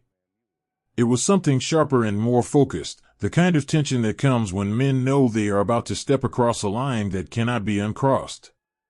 He thought of his own family and of the letters he had written before leaving. He wondered what they would think when they eventually learned where he had been and what he had been part of. The thought did not stop him from doing his duty. It simply sat beside it, a quiet companion he had learned to carry. When the signal finally came and the first aircraft began to roll forward, the young pilot felt the carrier surge beneath him as if the ship itself were eager to release them into the sky. He watched the plane ahead of him lift off and climb into the gray light, then it was his turn. The deck rushed past, the wind took hold, and then he was airborne, the carrier shrinking below him until it was only one dark shape among many on the vast ocean. He climbed and joined the formation, the other aircraft from his carrier and from the others moving into their places with the precision they had practiced for so long. The sky was still mostly dark, but ahead of them the light was beginning to change. He thought of the mechanic's nod and of the letter in his jacket, and then he pushed those thoughts away because there was work to do and no room for anything else. The flight across the water was long and strangely quiet inside the cockpit. The pilot flew in formation, watching the other aircraft around him and the sea far below. He thought about the training that had brought them to this moment, the countless landings and takeoffs, the nights spent studying maps and procedures, the quiet conversations with instructors who had already done what they were about to do. All of it had led here. He felt the weight of that preparation and also its limits. No amount of training could tell a man exactly how he would feel when he crossed the final line and saw the target beneath his wings for the first time. When the islands came into view, the formation tightened. The pilot saw the harbor spread out below, the ships at anchor, the buildings along the shore. For a moment everything seemed almost peaceful, as if the world had not yet realized what was coming. Then the first bombs fell and the sky changed. Smoke rose in dark columns. Ships began to move or burn. The pilot felt his aircraft rock from the concussion of explosions far below. He focused on his own task, on the run he had practiced so many times, on bringing his aircraft through the chaos and back out again. There was no time for broader thoughts. There was only the next correction, the next adjustment, the next moment of doing exactly what he had been trained to do. Yet even in the middle of that focus he saw things he would not forget. He saw men running on the ground far below. He saw fire spreading across water. He saw the harbor he had studied on maps become a place where real people were living through something terrible. The distance of the cockpit could not completely shield him from that knowledge. On the carrier the deck crews worked without pause as the first returning aircraft appeared in the distance. The same mechanic who had nodded to the young pilot before launch now stood ready with his team, watching the sky for the familiar shapes. When the first plane came in low and fast, its engine sounding different after the long flight, the crew moved into position with the same careful efficiency they had shown at dawn. The landing was not perfect. The aircraft bounced once, caught the wire on the second try, and rolled to a stop. The pilot climbed out slowly, his face pale under the helmet. The mechanic helped him down and for a moment their hands met on the side of the aircraft. Neither spoke. There was nothing that needed saying. The young pilot looked back toward the direction they had come from, where smoke still rose in the distance, and then he turned and walked toward the island with the others who had already returned. In the ready room the pilots gathered slowly as more aircraft came back. Some spoke quietly about what they had seen. Others sat in silence, still carrying the flight inside them. The young pilot found a place against the bulkhead and listened. One man described the way the harbor had looked just before the first explosions, how ordinary it had seemed. Another spoke about a moment when his aircraft had been caught in the turbulence of another bomb and how he had fought to keep it steady. There was no boasting. There was only the tired recounting of men who had done something difficult and were still trying to understand what it had meant. The veteran instructor who had trained so many of them moved among the returned pilots, offering a quiet word here and there, making sure each man knew he had been seen. When he reached the young pilot, he simply placed a hand on his shoulder for a moment and then moved on. The gesture was small, but it carried the weight of everything they had shared during the long training and the voyage. The deck crews continued their work as the last aircraft returned. The mechanic who had stayed up through the night now helped secure one of the planes that had come back damaged. He worked with steady hands, checking for problems that might have been missed in the rush of landing. When he finished, he stood for a moment beside the aircraft and looked out across the flight deck toward the sea. The carrier was still moving, still carrying them away from what they had done and toward whatever would come next. He thought about the pilot he had nodded to that morning and wondered whether he had made it back safely. He would find out soon enough. For now there was only the work, the same work he had been doing since before dawn, the quiet heroism of making sure the next man who climbed into one of these aircraft would have the best chance possible. As the day wore on and the fleet turned away from the islands, the young pilot finally had a moment alone on the deck. The smoke was no longer visible, but he could still see it in his mind. He thought about the letter in his jacket and about whether he would ever be able to write another one that felt honest. He thought about the mechanic's nod and about the way the ship had felt when it pushed him into the sky. He thought about the men he had seen far below and about the fire that had spread across the water. None of it fit easily into the story he had imagined for himself when he first volunteered for carrier duty. Yet he was still here, still breathing, still part of the crew that had launched him and brought him home. The ship continued its steady progress across the ocean, carrying all of them forward into a future that had changed in ways none of them could yet measure. The raw human intensity of that morning, the fear and focus in the cockpit, the steady courage of the deck crews working through exhaustion, the quiet moments of connection between men who knew they were part of something irreversible, revealed the true cost and courage behind one of history's most famous operations. If those stories have stayed with you and you want to see the uncensored realities that could never be shown on public platforms, then I have something I believe you will value. Our exclusive digital collection on Gumroad brings together rare photographs and moving footage from the Pearl Harbor operation and its immediate aftermath, images that reveal the harsh, unfiltered human truth of those hours in ways mainstream sources simply cannot. Please, to keep yourself safe, only use the secure link I've placed in the description below. If you try to search for this on the internet, the top results are unfortunately often fake websites designed to scam you, and I want to make sure you are protected. The carrier steamed on through the long afternoon, its flight deck quiet now except for the crews still tending to the returned aircraft. The young pilot eventually made his way below, carrying the weight of what he had seen and done. Around him the ship continued its routines, the same routines that had carried them across the ocean and would now carry them home. The men who had launched into the fire and the men who had waited on the deck to bring them back had all been changed by the morning, yet the ship itself remained steady, a giant built by other hands and now inhabited by these men who had done what they were trained to do and were left to live with what it had cost. The story of these carriers had moved from preparation into action, and the human story of the men who flew from them and worked on them would continue long after the smoke had cleared from the sky. In the pale light of early morning the carriers turned toward the familiar coastline, and the young pilot who had flown into fire weeks earlier stood at the rail and felt the land reach out to meet them before the ship had even touched the harbor. The sea had changed. The long swells of the open ocean had given way to the calmer waters near home, and the air carried scents he had almost forgotten during the long voyage, the faint smell of pine from distant hills, the sharper edge of smoke from cooking fires on shore. Around him the deck crew moved with the same steady purpose they had shown on the morning of the attack, yet something in their movements had shifted. They worked without the tight urgency of those final hours before launch. Their hands were slower, their voices lower. The ship itself seemed to relax as it neared home, as if even steel could feel the difference between the open sea and the protected waters of the homeland. The young pilot kept his gaze on the approaching shore. He had left this place as one man and was returning as another.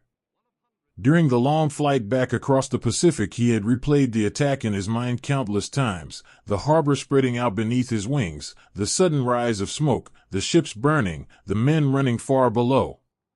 He had done what he was trained to do. He had brought his aircraft back to the carrier and landed safely. Yet the success tasted different than he had imagined it would. There was pride, yes, the quiet satisfaction of having completed a difficult mission with the men who had trained beside him. But beneath that pride ran a quieter current of unease. He had seen the fire spread across the water. He had seen the harbor change in minutes from something ordinary into something broken. And he could not shake the feeling that the people down there had not known it was coming, just as he had not known, until the orders were opened, exactly what he would be asked to do. On the hangar deck, the mechanic who had handed him the piece of dried fruit before the launch worked alongside his team to secure the returned aircraft. His hands moved with the same careful attention he had always given the planes, yet his face showed the exhaustion of the long voyage and the weight of what they had supported. He had stayed awake through the night of the attack, listening to the distant sound of engines as the aircraft launched and then waiting through the hours until the first ones returned. When the young pilot's plane had caught the wire and rolled to a stop, the mechanic had helped him down and seen the look in his eyes, the look of a man who had crossed a line he could never step back across. Now, as the ship neared home, the mechanic found himself thinking about his own family waiting on shore. He had written letters during the voyage that he had not been able to send.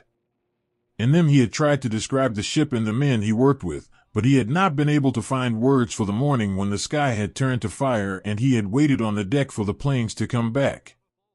He folded those unsent letters carefully and placed them with the others he carried. When he saw his wife again, he would decide whether to give them to her or burn them. Some things, he was beginning to understand, were better left between the men who had lived them. The veteran sailor who had kept watch through so many nights of the voyage stood on the signal bridge and looked out at the approaching harbor. He had seen this coastline many times before, on other ships and other returns. Yet this homecoming felt different. The fleet had achieved what it set out to do. The strike had been delivered with precision and courage. The carriers had brought their air groups back with losses that were lighter than anyone had dared hope. There would be celebrations on shore. There would be speeches and honors and the quiet pride of a nation that had struck a blow against a stronger enemy. The veteran sailor knew all of this. He had heard the conversations in the ready rooms and the mess decks during the long voyage home. Men spoke of the success with the tired satisfaction of people who had done difficult work well.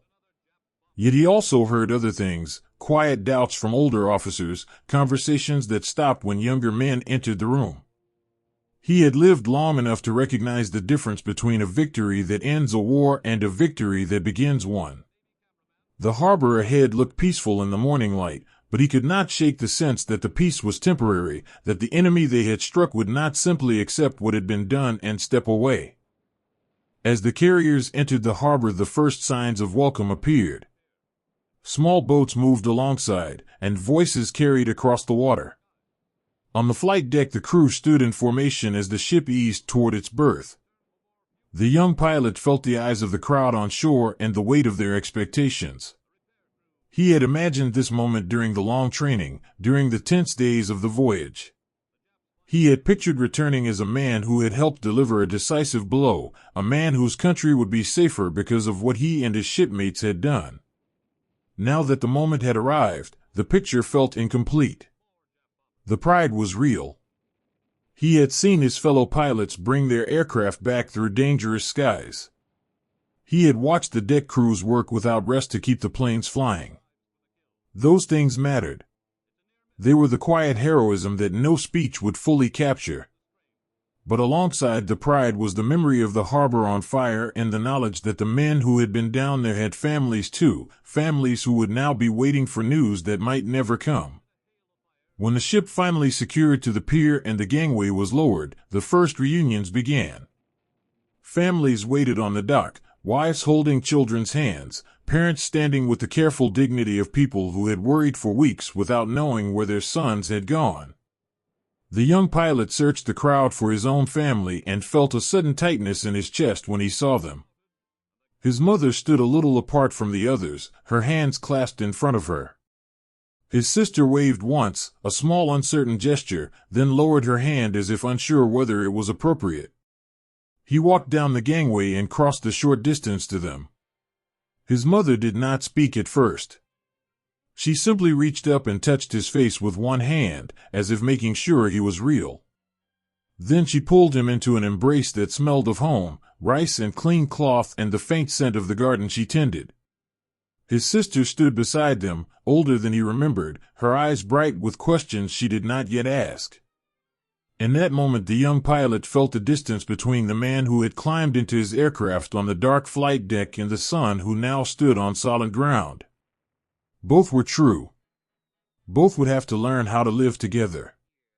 The mechanic found his wife in the crowd and lifted his small son into his arms. The boy had grown in the weeks they had been gone.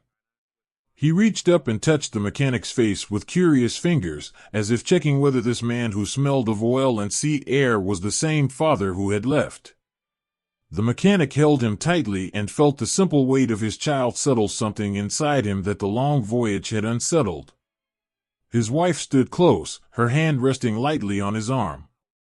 She did not ask about the mission. She had learned, over years of saying goodbye and waiting for return, that some questions were better left for when the man was ready to answer them. Instead, she told him about the garden and the neighbor's new baby and the way the light fell across the kitchen table in the afternoons. Ordinary things.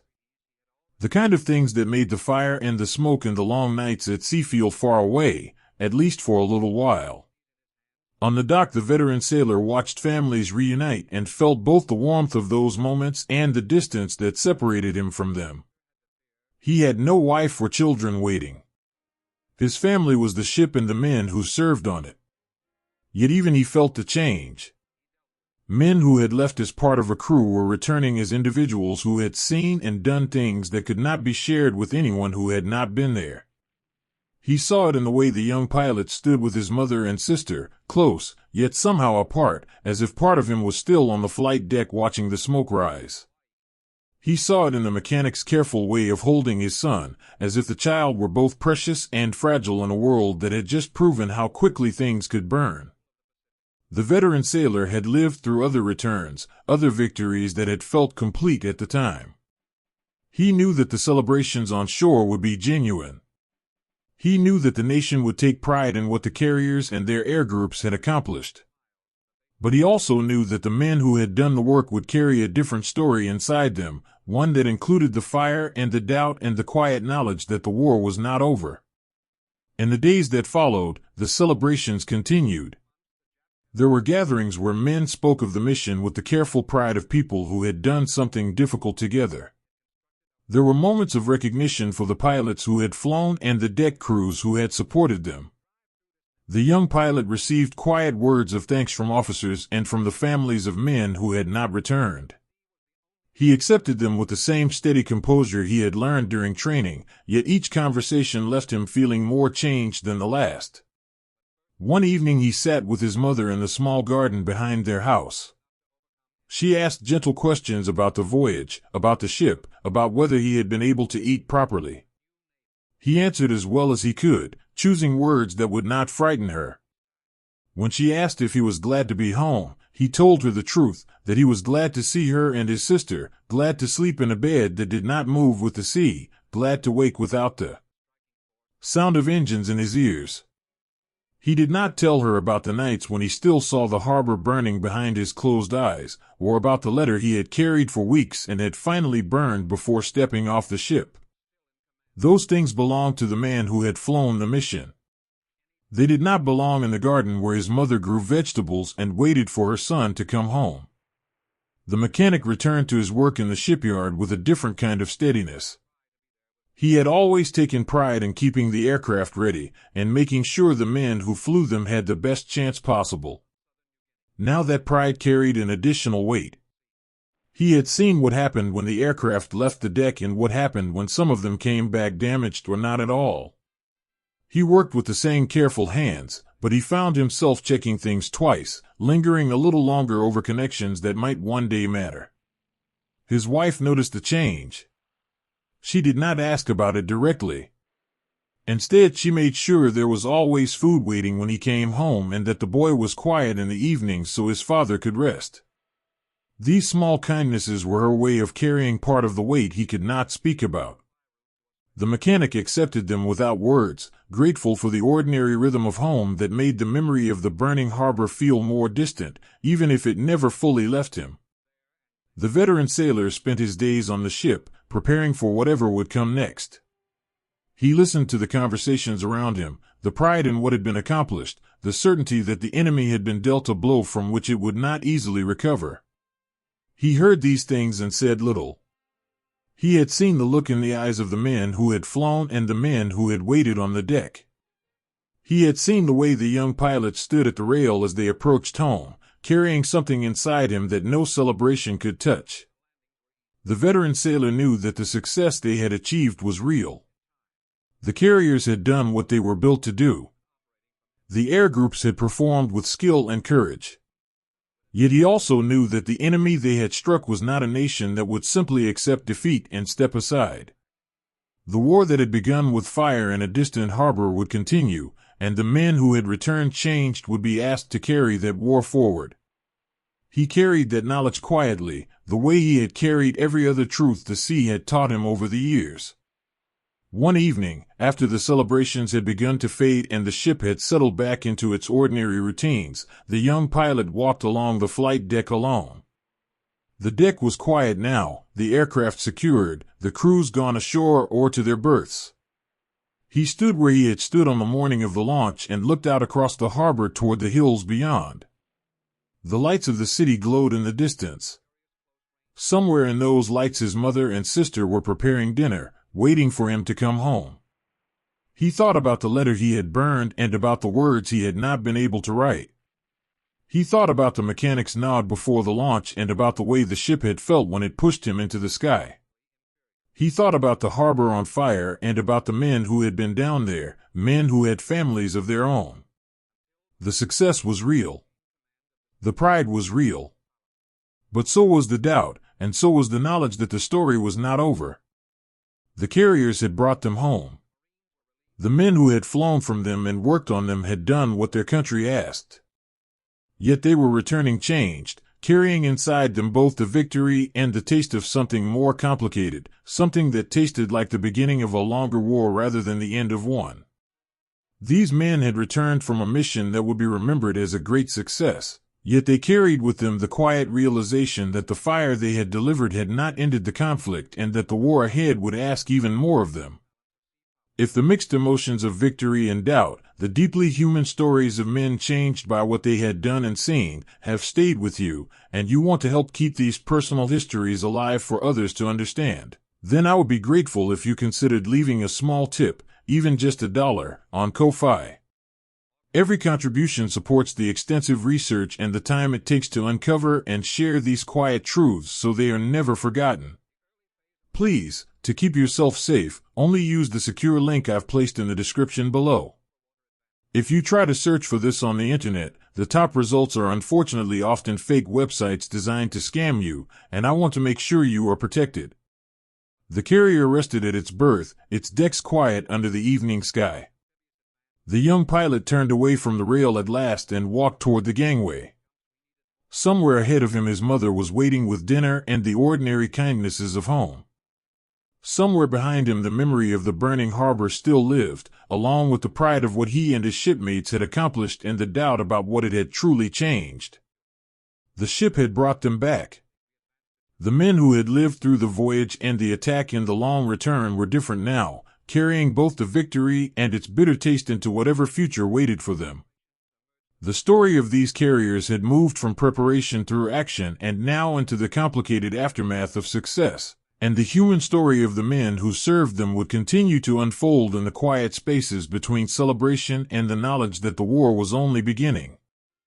In the gray light before dawn, The young pilot who had once flown into the fire at Pearl Harbor climbed into his aircraft on the deck of the carrier and felt the familiar vibration of the engines rise through the steel beneath his boots, carrying him once more toward a sky that held both promise and terror. The ship moved steadily through the waters of the Coral Sea, part of a larger force whose purpose was to support landings far to the south. Yet everyone aboard understood that the real danger no longer came only from the sea or from submarines. It came from the air, from other carriers that could strike without ever being seen. The training that had once felt endless now revealed its true purpose.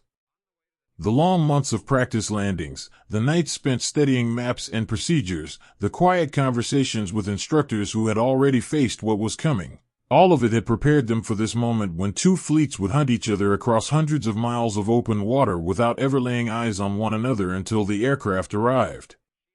The young pilot settled into his seat and checked his instruments with hands that no longer trembled the way they had on that first mission. He had changed since returning home. The pride of success had been tempered by the quiet realization that the enemy would not simply accept what had been done and step aside. Now, as the carrier turned into the wind and the first aircraft began to roll forward, he felt a different kind of tension. This was not the same as the surprise attack on a sleeping harbor. This was two forces meeting on more equal terms, each searching for the other through the eyes of their aircraft.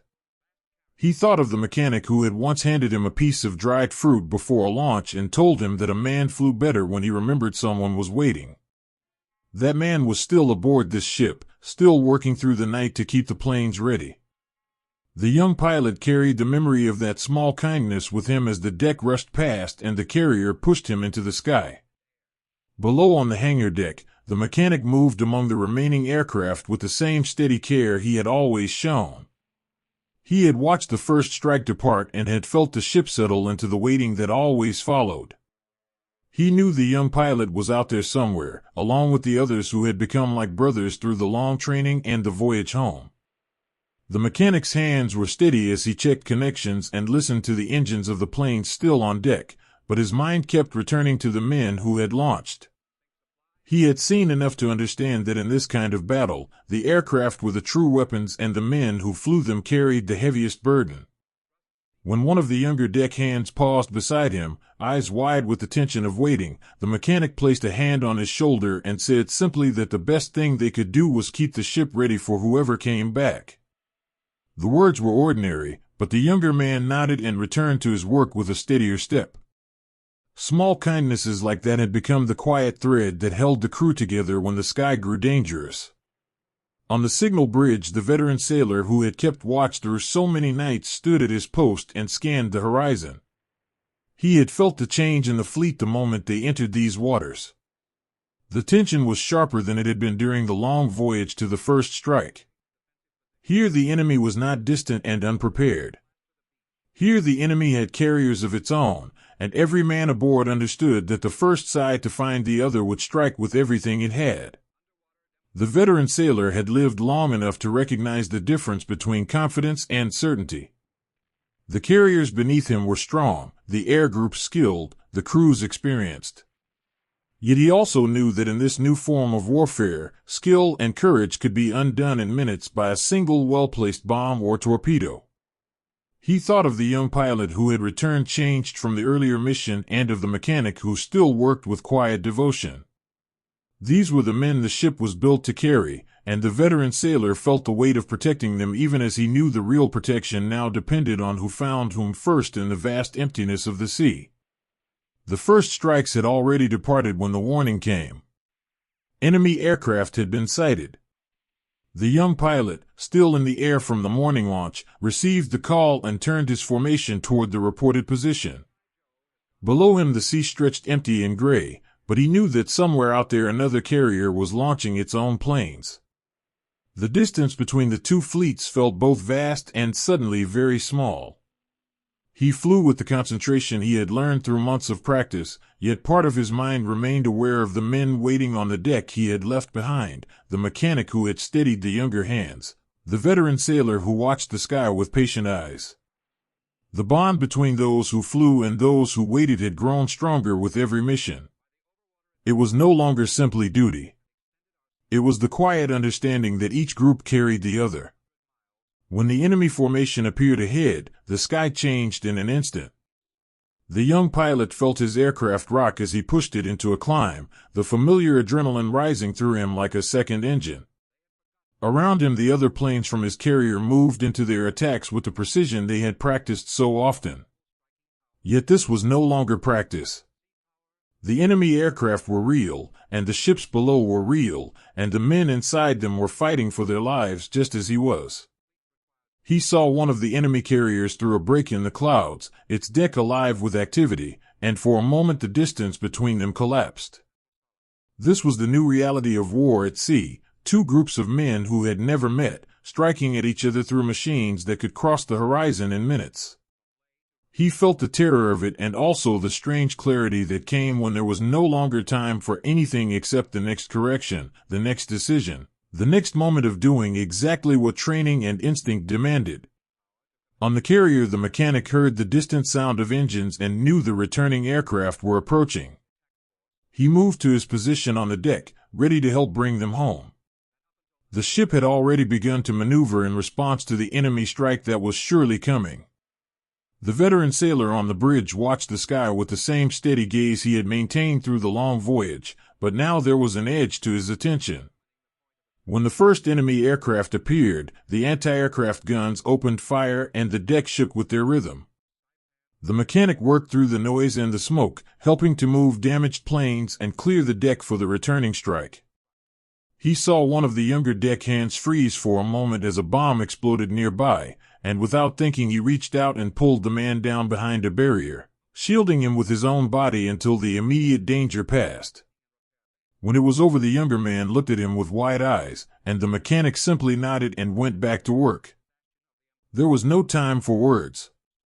The work itself was the kindness, the steady courage of men who refused to let fear stop them from doing what needed to be done. The young pilot brought his aircraft back through the chaos of the enemy strike.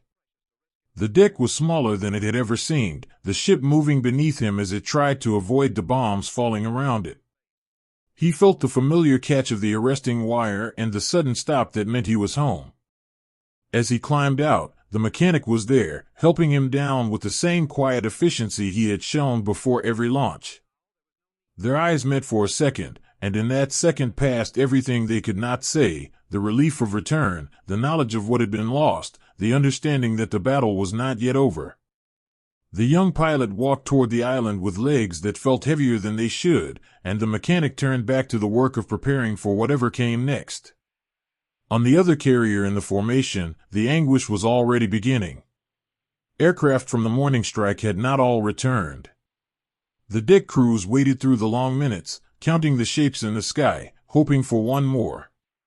When it became clear that some would not come back, the silence that fell over the hangar was deeper than any the men had known. Pilots who had launched together now stood in small groups, speaking in low voices about the friends who would not be there for the next meal, the next briefing, the next quiet conversation after a difficult flight. One young pilot who had returned safely sat on a crate in the hangar and stared at his hands, still wearing the gloves he had not yet removed. An older pilot placed a hand on his shoulder and said nothing for a long time. When he finally spoke, it was only to ask if the younger man wanted water. The kindness was simple, almost nothing, yet it was the only thing that could be offered in the face of loss that could not be undone. The attack on the first carrier came suddenly. Bombs fell from the sky and struck the deck and the hangar below. Fire spread with terrifying speed. The young pilot, now on the deck, felt the ship lurch beneath him and saw smoke rising from below. He moved without thinking toward the damage, helping to move hoses and clear wreckage so the damage control teams could reach the fires. The mechanic was already there, working beside men who had been injured but refused to leave their posts. One of them had a deep gash on his arm and could barely hold the hose, yet he stayed until another crewman gently took it from him and told him to go below. The injured man shook his head and kept working until the fire was under control. Later, when the immediate danger had passed, the young pilot helped carry him to the sickbay. The man's face was pale and his breathing shallow, but he looked at the young pilot and said simply that the ship had to be saved. There was no drama in his voice, only the quiet certainty of a man who understood that his life and the life of the vessel were now the same thing.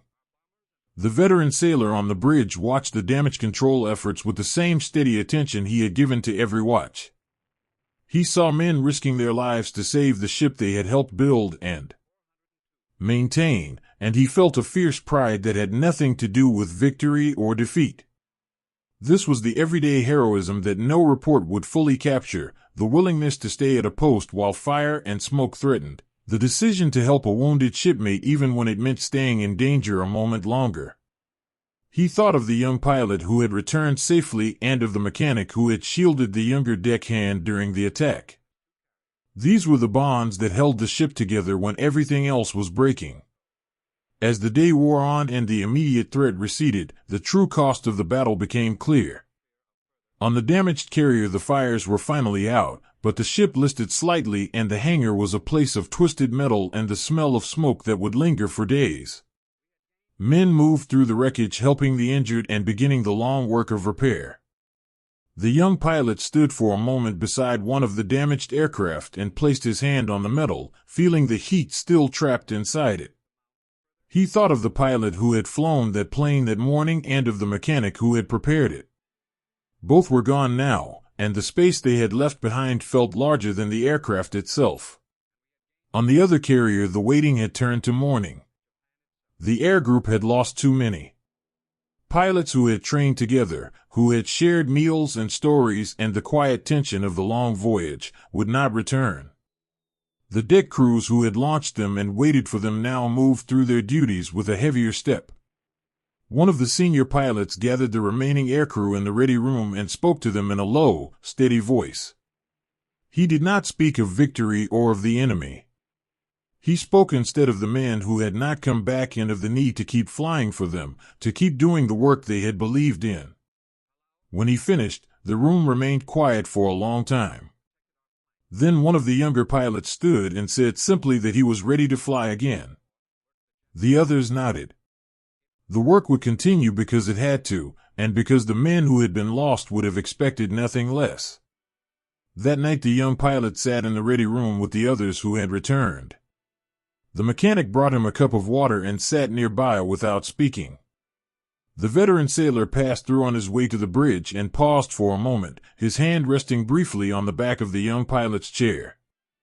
These small gestures carried more than words could in the aftermath of the day. The battle had been unlike anything they had trained for. It had been the first time two carrier forces had met and struck at each other across the horizon, and the price had been paid in fire on one ship and in empty bunks on the other. The young pilot thought about the letter he had once carried and about the family waiting at home. He thought about the men who would not write letters anymore and about the ship that had survived but would never be the same. The victory, if it could be called that, felt hollow. The real story was the courage of the men who had fought to save their ship and the grief of those who had lost their friends, and the quiet understanding that this new kind of war would demand even more from all of them in the days ahead. The terror and the courage of that first carrier duel, the moments when pilots flew into fire and deck crews refused to leave their posts, when ships burned and air groups counted their missing, revealed a kind of warfare that would define the rest of the conflict. If those raw human realities have stayed with you and you want to go deeper into the stories of these battles through material that could never be shown in a standard episode, then I invite you to join our Patreon community. There you will find uncensored video sections and exclusive podcasts that explore the full truth of these carrier engagements with additional survivor accounts and analysis. Please, to keep yourself safe, only use the secure link I've placed in the description below. If you try to search for this on the internet, the top results are unfortunately often fake websites designed to scam you, and I want to make sure you are protected. The damaged carrier limped through the night, its crew still working to stabilize the ship and care for the wounded. On the other carrier, the remaining pilots prepared for whatever the next day would bring, carrying the memory of their lost friends in the quiet spaces between duty and grief. The sea around them was once again empty, but the men aboard the two ships knew that the battle they had fought had changed everything. They had seen carriers dive for the first time. They had felt the reach of an enemy they could not see until the aircraft arrived. And they had discovered, in the fire and the waiting and the small kindnesses that held them together, the true cost of this new war at sea. The story of these carriers had moved from the triumph of the first strike into the harsh reality of equal forces meeting in the vastness of the Pacific, and the men who served on them would carry the lessons of that day forward, changed once more by what they had witnessed and survived.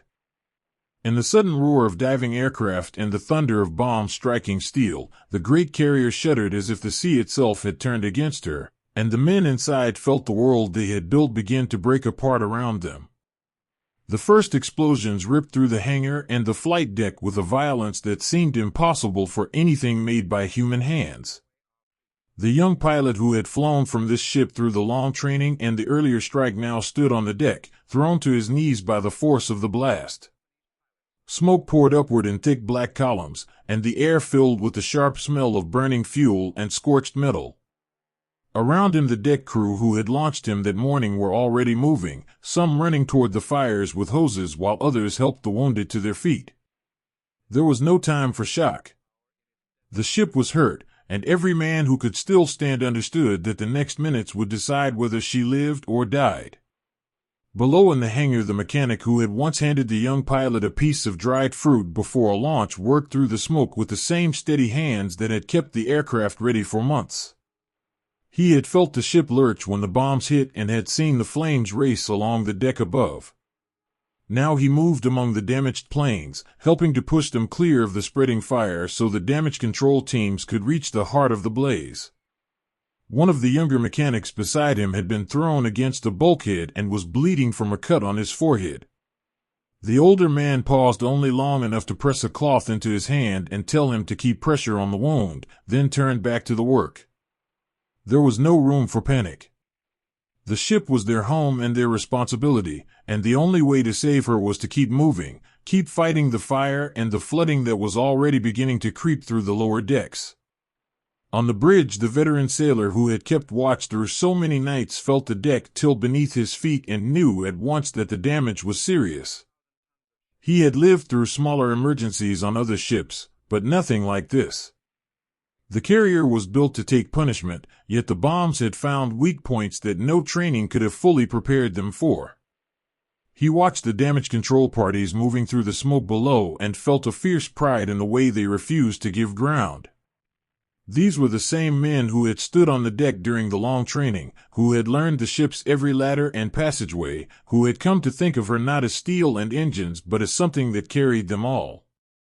Now that something was bleeding, and they were fighting to stop the bleeding with their bare hands and whatever tools they could reach. The young pilot made his way down into the hangar to help. He had flown through enemy fire before, but this was different.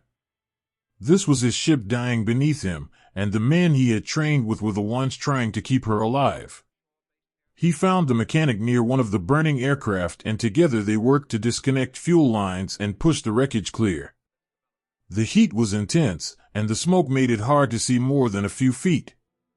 Somewhere nearby a man was shouting for help, and without speaking the young pilot and the mechanic moved toward the sound.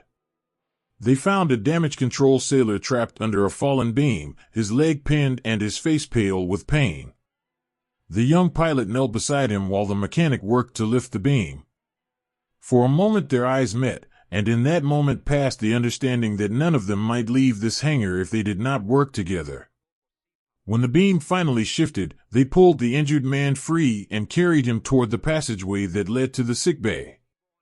The young pilot's arms ached and his lungs burned from the smoke, but he kept moving because stopping would mean the ship had already won.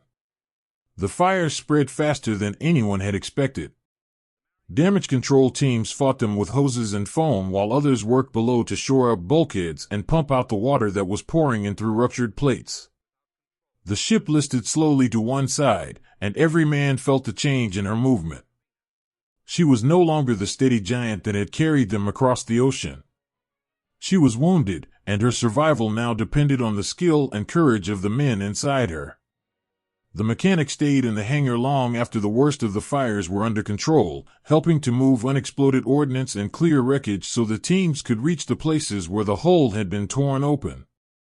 He thought of his family waiting at home and of the letters he had written during the long voyage, letters that might never reach them if the ship went down. The thought did not stop him. It only made the work more urgent. Every hose he aimed at the flames and every beam he helped shore up was a promise to the men who had built this carrier and to the men who would sail her again if she survived. The veteran sailor moved through the ship carrying messages and helping where he could. He had seen the look in the eyes of the younger men when the first bomb struck, the flash of raw fear that came before training took over. He had felt it himself.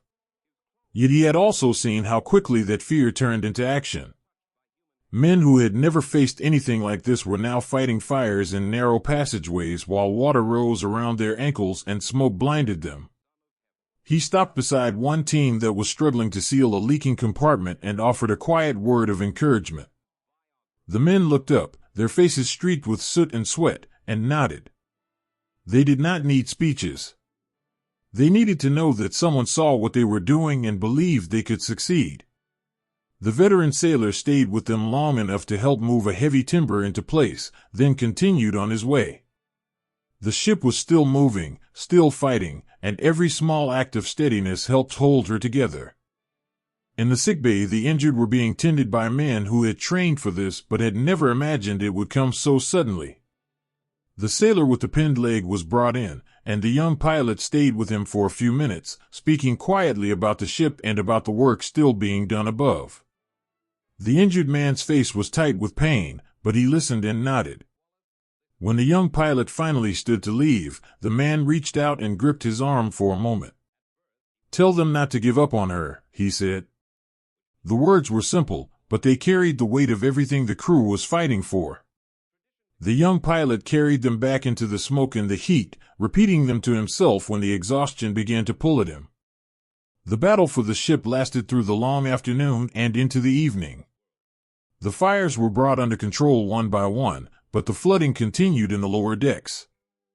Damage control teams worked in shifts, some resting only long enough to drink water and catch their breath before returning to the fight. The mechanic stayed with one team that was trying to patch a large hole in the hull. They worked in water up to their waists, passing tools and timber through the darkness while the ship groaned around them. At one point the water rose suddenly as another compartment gave way, and the men had to scramble to higher ground. The mechanic helped pull a younger sailor out of the rising water and steadied him until the moment passed. There was no time for thanks. The work continued because stopping meant the sea would win. The young pilot moved between the hangar and the passageways, helping wherever he was needed. He had flown the aircraft that morning, but now he was just another man trying to keep the ship alive. He thought of the letters he had once carried and of the family waiting at home. He thought of the mechanic who had become like a brother through the long months and of the veteran sailor who had watched over them all with quiet patience. These were the people the ship carried, and the ship was now carrying them through hell because they refused to let her sink. When he found a moment to rest against the bulkhead, his legs shaking from exhaustion, he closed his eyes and listened to the sounds of the ship fighting for her life, the hiss of water against hot metal, the creak of strained steel, the voices of men calling to one another through the smoke. In those sounds he heard the unbreakable spirit that no bomb could destroy. As night fell, the ship was still afloat, though she listed heavily and moved slowly through the water. The fires were out, but the damage was severe. The crew had worked without rest, and many of them were injured or exhausted beyond what they had thought possible. Yet the ship had not sunk. She had refused to die because the men inside her had refused to stop fighting. The young pilot stood on what remained of the flight deck and looked out at the dark sea. The enemy had done their worst, and the ship had taken the blows and kept going. He thought of the damage control teams who had worked in the smoke and the water, of the mechanic who had stayed at his post, of the veteran sailor who had moved through the chaos with steady purpose. These were the men who had saved her. Not the steel alone, but the hands and hearts that had refused to let the sea claim what they had built together. The ship limped through the night, her crew still working to stabilize the damage and care for the wounded. The young pilot found the mechanic sitting against the bulkhead in the hangar, his face streaked with soot and his eyes heavy with exhaustion. They did not speak for a long time. There was nothing that needed to be said. The mechanic had given everything he had to the ship, and the young pilot had seen it. When the mechanic finally stood and placed a hand on the young pilot's shoulder, the gesture carried the weight of all they had survived together. The ship had been through hell, but she was still moving. The men who had fought to save her were changed, but they were still standing. And in the darkness of that long night, with the sea pressing against the damaged hull and the fires finally out, the unbreakable spirit of the crew had become the thing that kept the carrier alive.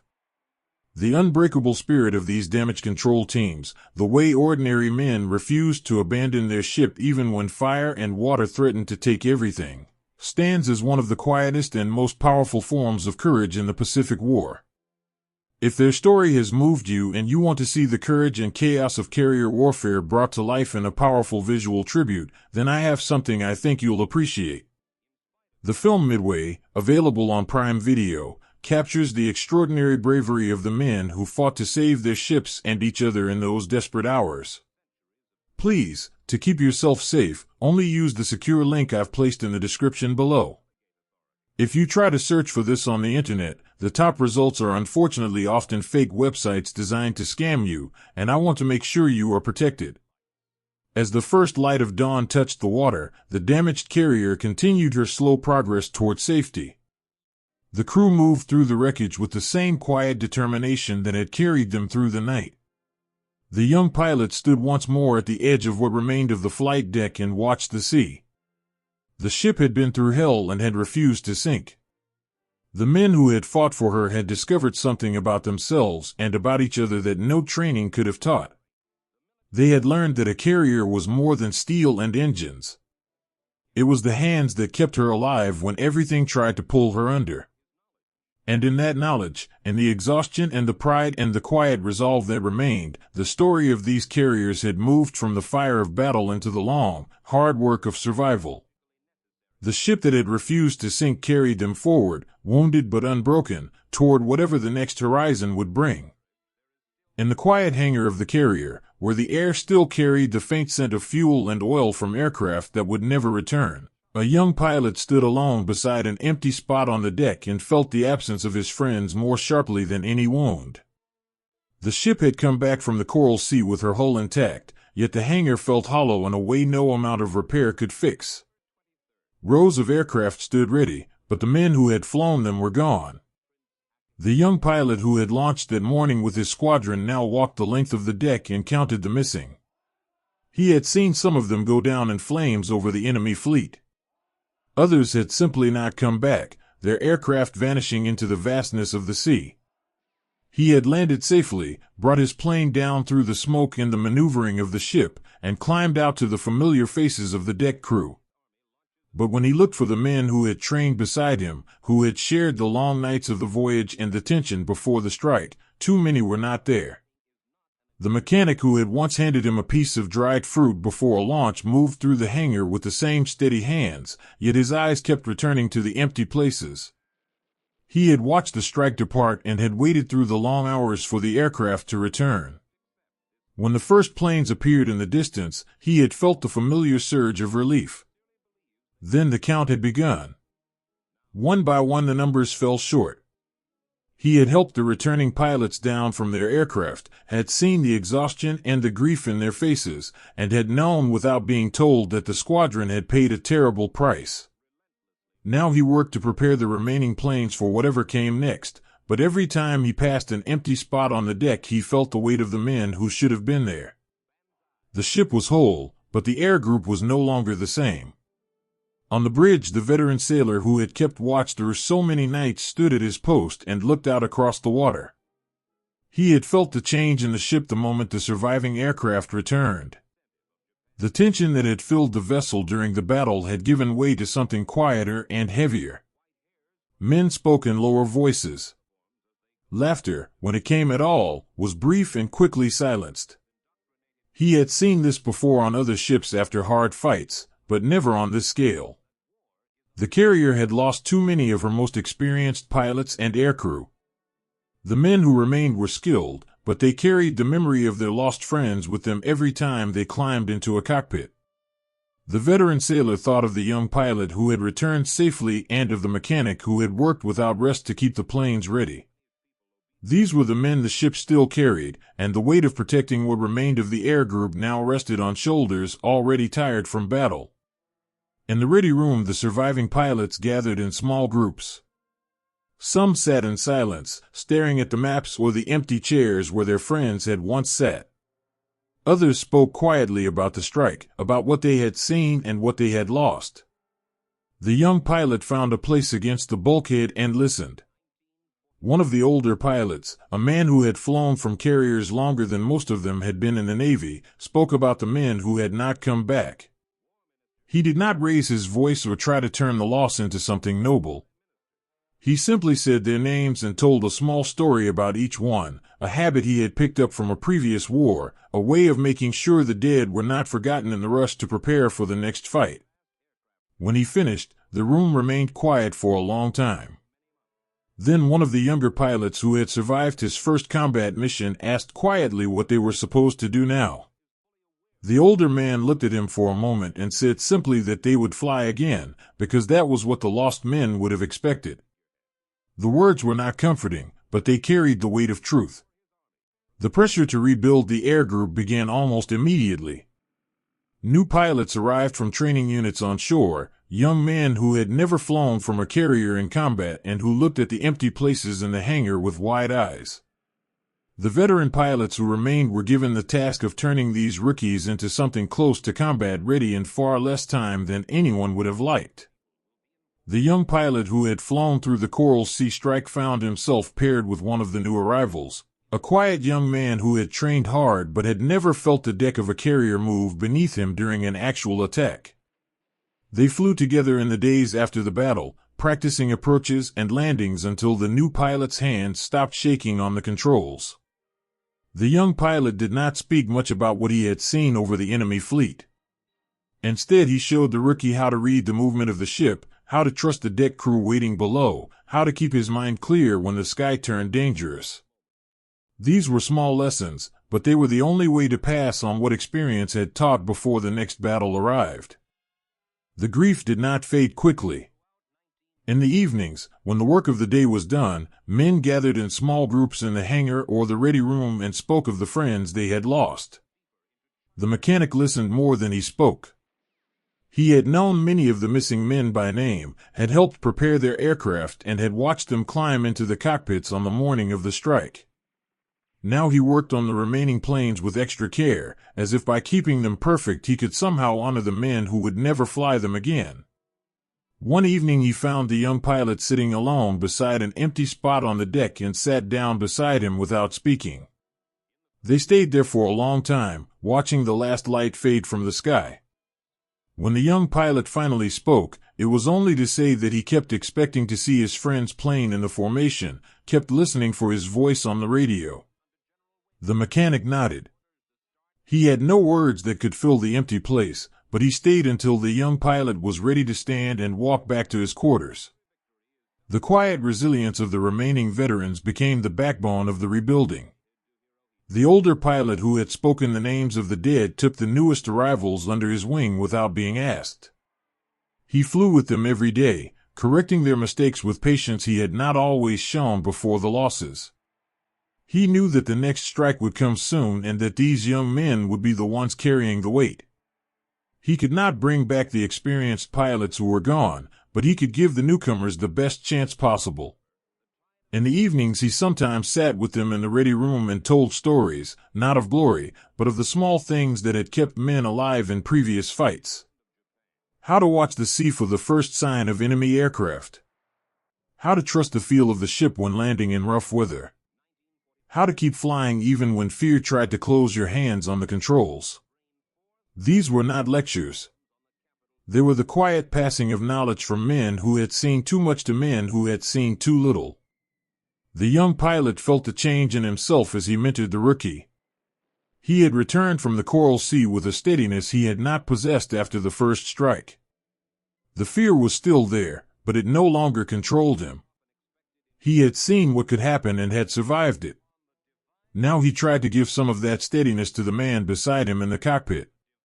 When the rookie made a mistake during a practice landing, the young pilot did not raise his voice. He simply flew the pattern again and again until the younger man found the rhythm. In the evenings they sometimes walked the flight deck together, and the young pilot spoke about the ship, not as a machine, but as something that responded to the care its crew gave it. The rookie listened. He was still afraid, but the fear was smaller now, shared with a man who had already faced what was coming. Letters from home arrived when the ship returned briefly to port for supplies and minor repairs. The young pilot received one from his mother that had been written before the battle. She wrote about the garden and asked if he was eating properly. He read it twice and then folded it carefully into the small box where he kept the few personal things he still carried. He did not write back immediately. He did not know how to explain the empty places in the hangar or the way the ship felt different now that so many familiar voices were gone. Instead, he wrote a short note saying he was well and thinking of her, and left the rest for another day. The mechanic received a letter from his wife that included a drawing from their son. He kept the drawing in his pocket and sometimes touched it when the work grew long.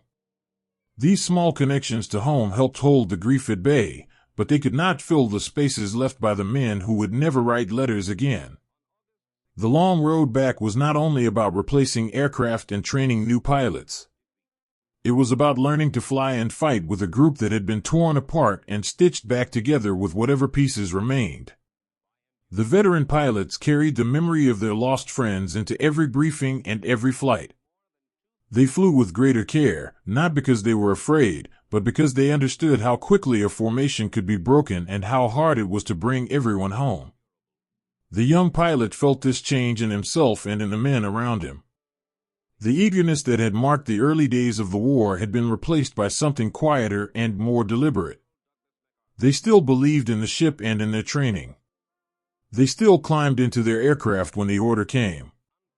But they did so now with the knowledge that every launch carried the possibility of another empty spot in the hangar, another name spoken in the ready room, another letter that would never be written. One evening, after a long day of training flights, the surviving pilots gathered in the ready room for a quiet moment before the evening meal. The older pilot who had spoken the names of the dead brought out a small bottle he had been saving and poured a measure for each man. They raised their glasses without a toast. There were no words that could honor the lost properly, and none of them tried to find them. They simply drank together in silence, remembering the men who should have been there and promising, without speaking, to carry their share of the work forward. When the glasses were empty, the older pilot looked around the room and said that the next time they launched, they would fly for the men who could not. The others nodded. It was the only promise they could make that still meant something. The carrier continued her preparations, the new pilots growing steadier with each flight, the veterans carrying their grief into the work that had to be done. The young pilot stood once more beside the empty spot in the hangar and placed his hand on the deck where his friend's aircraft had once stood. The metal was cold beneath his palm. He thought of the letters he had not written and of the family waiting at home. He thought of the mechanic who had become like a brother and of the veteran sailor who watched over them all with quiet patience. These were the people the ship still carried. The ghosts in the hangars would remain, but the living had a road to walk, and they would walk it together because that was the only way any of them knew how to keep going.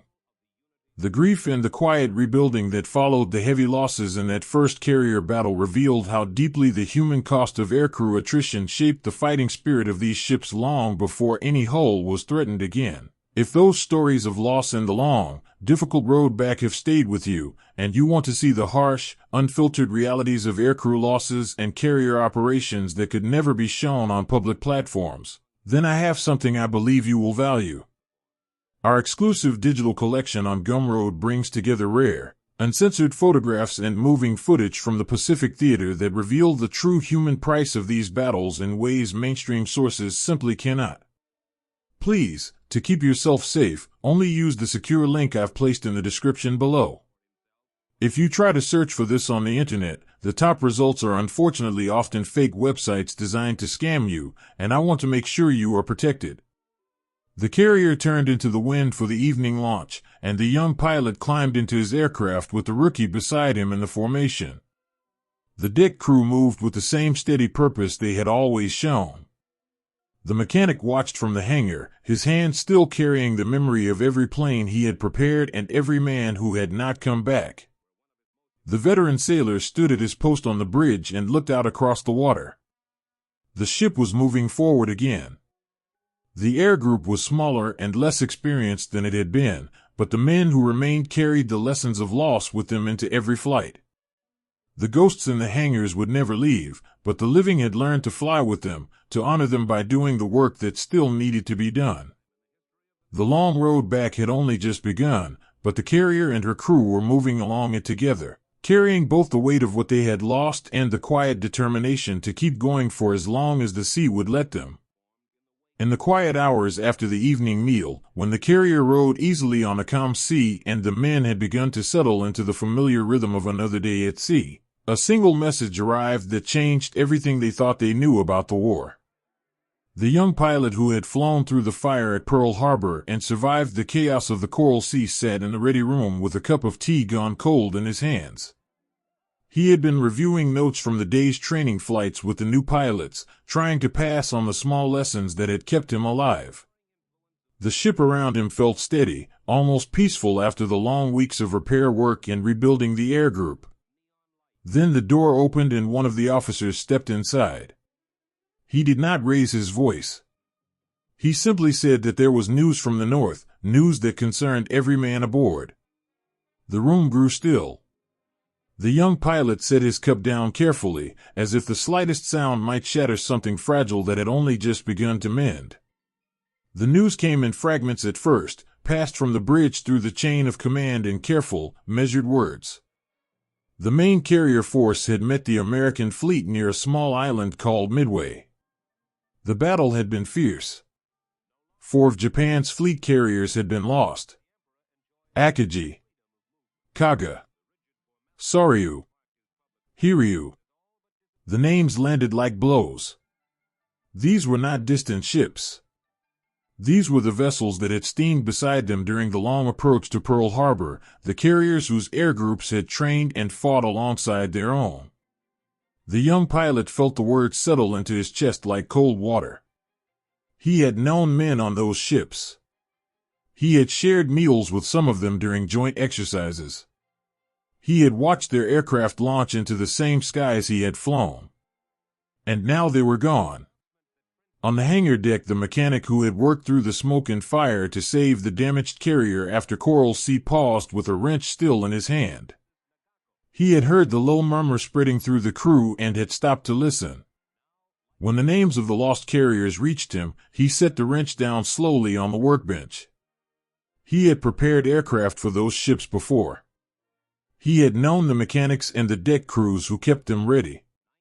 The thought that entire vessels and their air groups could be destroyed so completely in a single day left him standing motionless amid the familiar smells of oil and metal. He thought of the young pilots he had helped launch that morning and wondered how many of them would still be here if the battle had gone differently. The ship beneath his feet was whole, but the fleet it belonged to had been torn open in a way no one had imagined possible. The veteran sailor who had kept watch through the long voyage to the first strike and through the tense days of the Coral Sea stood at his post on the bridge and listened to the reports coming in. He had felt the change in the air the moment the first fragments of news arrived. Men who had been moving with the steady purpose of another routine day now stood in small clusters, their voices low. He had lived long enough to recognize the difference between ordinary tension and the kind that came when the ground beneath an entire navy shifted. The 4 carriers lost at Midway had been the heart of the fleet. Their air groups had been the most experienced, the most skilled. The men who had flown from them had been the ones others looked to for guidance. Now those men were gone, and the ships that had carried them were at the bottom of the sea. The young pilot remained in the ready room long after most of the others had left. He stared at the map on the wall without really seeing it. His mind kept returning to the same question that would not leave him alone. What if they had been there? Shōkaku had still been under repair from the damage taken at Coral Sea. Zuikaku had been rebuilding her air group after the heavy losses of that same battle. Both ships had been held back, kept out of the fight that had decided so much. He had told himself during the long days of repair that their absence was temporary, that they would rejoin the fleet soon and continue the work they had begun. Now he wondered whether their presence might have changed the outcome. Would another carrier, another air group, have been enough to turn the battle? The question had no answer, yet it circled in his mind like a bird that could not find a place to land. The mechanic found him there later, still sitting in the same chair. He brought 2 fresh cups of tea and set one down without speaking. They sat together in the quiet room while the ship moved steadily beneath them. The mechanic had lost friends in the Coral Sea as well, men who had worked beside him in the hangar and had not come back from the strike. He knew the weight of that kind of absence. After a while he spoke, not about the battle or the lost carriers, but about a small thing. He said that one of the new pilots had asked him that afternoon how to tell when an engine was running true just by the sound. The young pilot looked up from his untouched tea and nodded. He understood what the mechanic was doing. He was giving them both something ordinary to hold on to while the extraordinary news settled. They talked for a little while about engines and about the way the new pilots were improving, and when the conversation eventually circled back to the news from Midway, the words came more easily. The shock moved through the ship in waves. And the mess deck's men who had been laughing over a meal earlier now sat in silence or spoke in fragments. Some had brothers or friends on the lost carriers. Others had simply known the reputation of those ships and their air groups. The veteran sailor moved among them during his rounds, offering no grand words, only the steady presence of a man who had seen hard days before. When he passed a group of younger sailors sitting together, one of them asked quietly whether this meant the war was lost. The veteran sailor stopped and looked at him for a moment. He said that no single battle decided a war, no matter how large. Then he added that the men on those carriers had done their duty and that the living still had work to do. The words were simple, but they carried the weight of someone who had already buried too many friends. The younger sailors nodded and returned to their duties with heavier steps.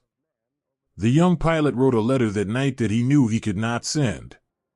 He sat at the small desk in his quarters and tried to put into words what the day had done to him.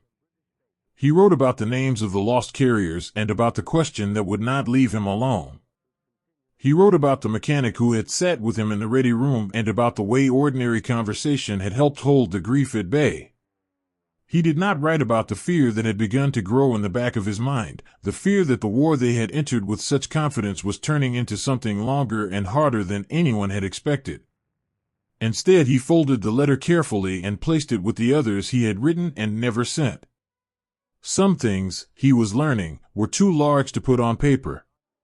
The frustration of being sidelined settled over the ship like a second layer of smoke. On Zuikaku, the air group that had been painstakingly rebuilt after Coral Sea now trained with a new urgency. The veteran pilots who remained pushed the newer men harder, knowing that the next battle would not wait for them to be ready. The young pilot flew with them, feeling the weight of every landing and every formation turn. He had survived 2 major actions. He had watched friends die and had helped pull wounded men from burning wreckage. Now he wondered whether all of that had been for nothing because his ship had not been where the decisive fight occurred. The guilt was quiet but persistent. He had done his duty when called. Yet part of him wondered whether staying behind to repair and rebuild had somehow contributed to the disaster that had overtaken the rest of the fleet. The veteran sailor watched the change in the men around him and recognized it for what it was. This was not the sharp grief of immediate loss. This was the slower, heavier realization that the balance of the war had shifted in ways none of them had foreseen. The 4 carriers lost at Midway had carried the best of Japan's naval air power. Their destruction meant more than the loss of ships and aircraft. It meant the loss of experience that could not be replaced quickly.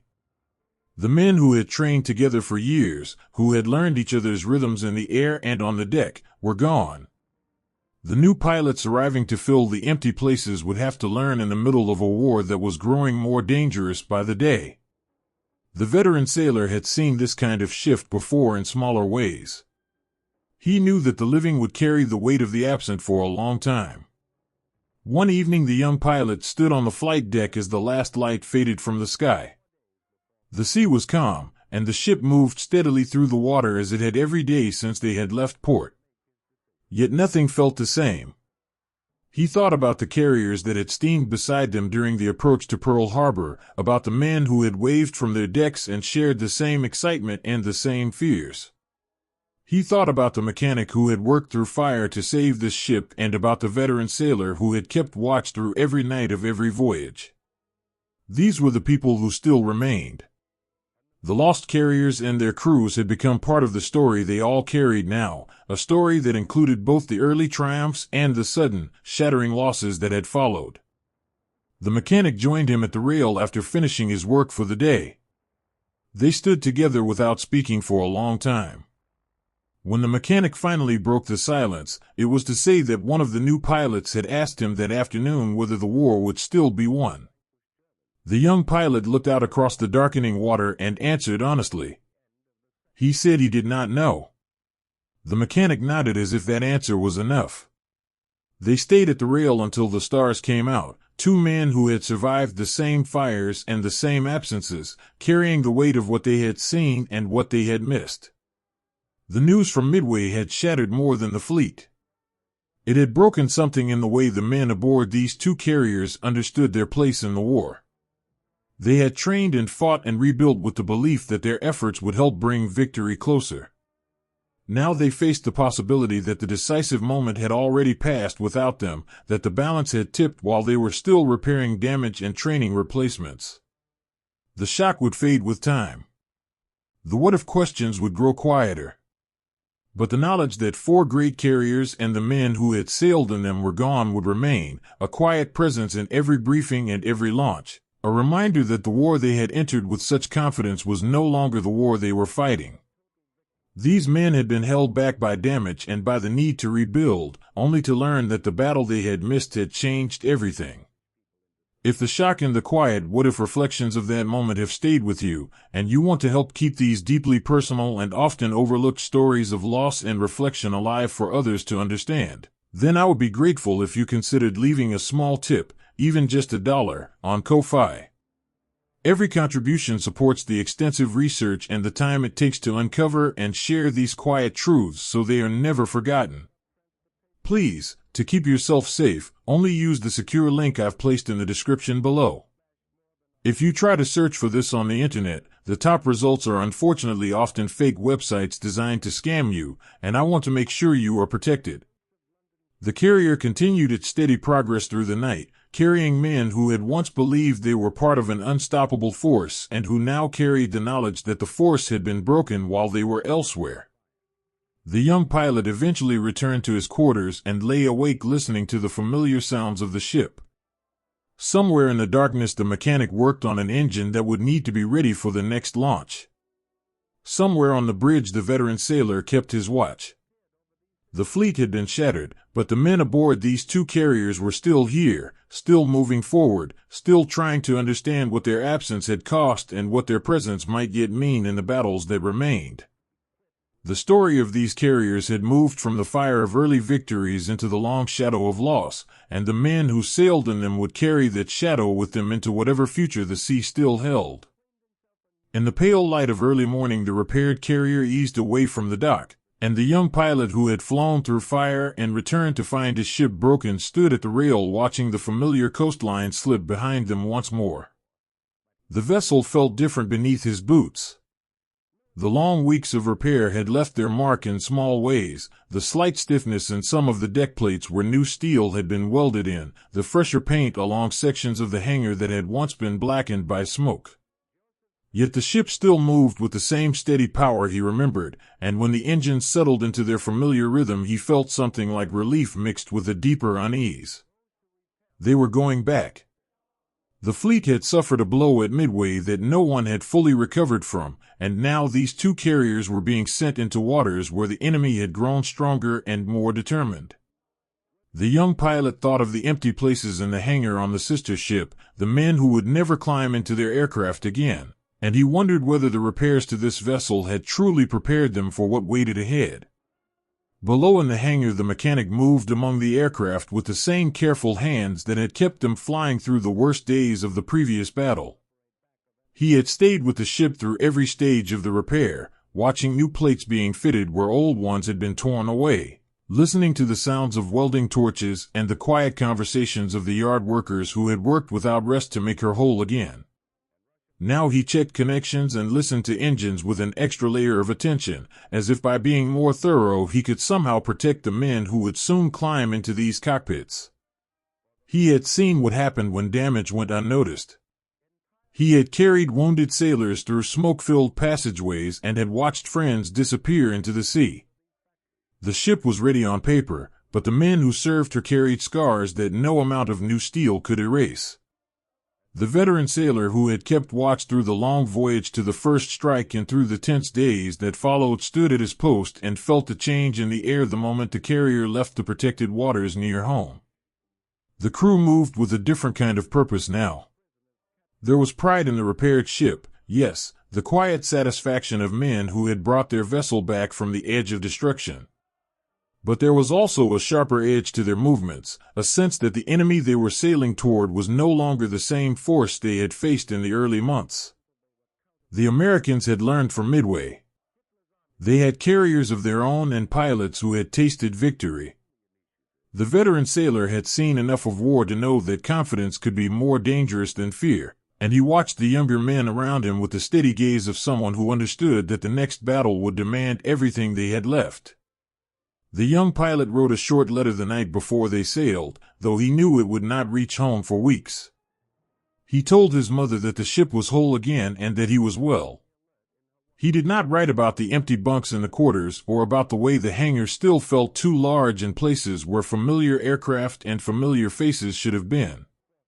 He did not write about the quiet conversations he had overheard among the older pilots, conversations that circled around the same question no one wanted to ask out loud: whether the war had already turned in ways they could not yet see.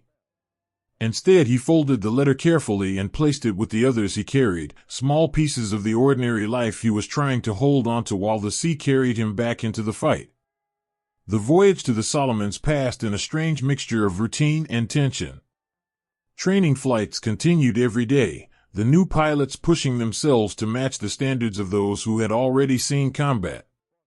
The young pilot flew with them, correcting mistakes with the patience he had learned from the men who had mentored him. He remembered how it had felt to be new, to climb into an aircraft knowing that the men waiting on the deck below were counting on him to bring it back safely. He tried to pass on the small things that had kept him alive, the way to read the movement of the ship during landing, the importance of trusting the deck crew even when fear made every decision feel too slow. These were not grand lessons. They were the quiet threads that held men together when everything else was uncertain. The mechanic stayed busy in the hangar, but he found moments to speak with the younger crew members who had joined the ship during the repair period. One evening he sat with a young sailor who had never been in combat and told him, in simple words, about the day the bombs had fallen and the fires had spread. He did not describe the worst of it. He spoke instead about the way men had worked together without being asked, about the moment when the water had risen and someone had reached out a hand without thinking. The young sailor listened without interrupting. When the mechanic finished, he asked quietly whether it ever got easier. The mechanic thought for a moment and said that it did not get easier, but it became something a man could carry if he did not try to carry it alone. The words were ordinary, but the younger man nodded as if they had given him something solid to hold. The veteran sailor kept his watch and listened to the low conversations that passed between shifts. He heard the pride in the voices of men who spoke about the repairs that had brought the ship back to life. He also heard the anxiety that crept in when the talk turned to the enemy waiting ahead. The Americans had carriers now that could strike from beyond the horizon, and their pilots had learned the same lessons the Japanese had once believed were their own advantage. The veteran sailor had seen the balance shift before in smaller ways. He knew that the men who had survived the earlier battles carried something the newcomers could not yet understand, the knowledge that victory in one fight did not guarantee safety in the next. He carried that knowledge quietly, offering it only when a younger man asked for advice or when the weight of waiting grew too heavy for someone to bear alone. When the fleet entered the waters around the Solomons, the tension on the carrier sharpened into something almost physical. The young pilot stood on the flight deck during the final approach and felt the wind across his face carrying the scent of land and smoke from distant fires. He thought of the men who had launched from this same deck into the skies over Pearl Harbor and over the Coral Sea. Some of them were gone now. Others were on the sister ship, still rebuilding their strength after the losses that had hollowed out their air group. The young pilot felt the weight of both absences and survivals as he climbed into his aircraft for the first strike of the new campaign. The ship beneath him was scarred but whole. The men around him were changed but still willing. He did not know whether that would be enough, but he knew there was no turning back from the moment the engines came to life and the deck began to move beneath him. The battle that followed was unlike the earlier fights in ways that none of them had fully expected. The enemy was more aggressive, more willing to risk their own carriers to protect the ground forces fighting on the islands below. The young pilot flew through skies that seemed thicker with danger than anything he had known before. He saw enemy aircraft appear from unexpected directions and felt the familiar jolt of his own plane as he pushed it into evasive maneuvers he had practiced until they became instinct. When he brought his aircraft back to the deck after one particularly difficult mission, the mechanic was there to help him down, his hands steady even though his face showed the strain of hours spent waiting and listening for the sound of returning engines. They did not speak of the battle. There was no need. The look that passed between them said everything about what it had cost to come back safely. In the days that followed, the carrier remained in the fight, launching and recovering aircraft while the fleet maneuvered to support the troops struggling on the ground. The young pilot flew again and again, each time carrying the memory of the men who had not returned from previous missions. He saw new pilots make the same mistakes he had once made and tried to correct them with the same patience that had been shown to him. The mechanic worked through the nights, keeping the remaining aircraft ready even as parts grew scarce and the pace of operations left little time for rest. The veteran sailor kept his watch, moving through the ship with the quiet authority of a man who had learned that survival often depended on the smallest acts of steadiness. When a young deckhand froze during a sudden alert, the veteran sailor placed a hand on his shoulder and spoke a few simple words about breathing and about trusting the men beside him. The younger man nodded and returned to his post, his hands no longer shaking quite so badly.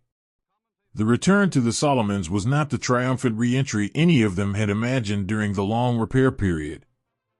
It was a grinding, relentless series of operations that left men exhausted and ships strained.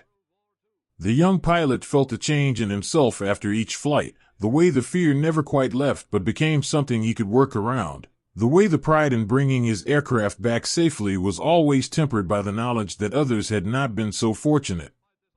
He thought often of the letter he had written before they sailed and of the family waiting at home who could not yet know how much the war had already cost.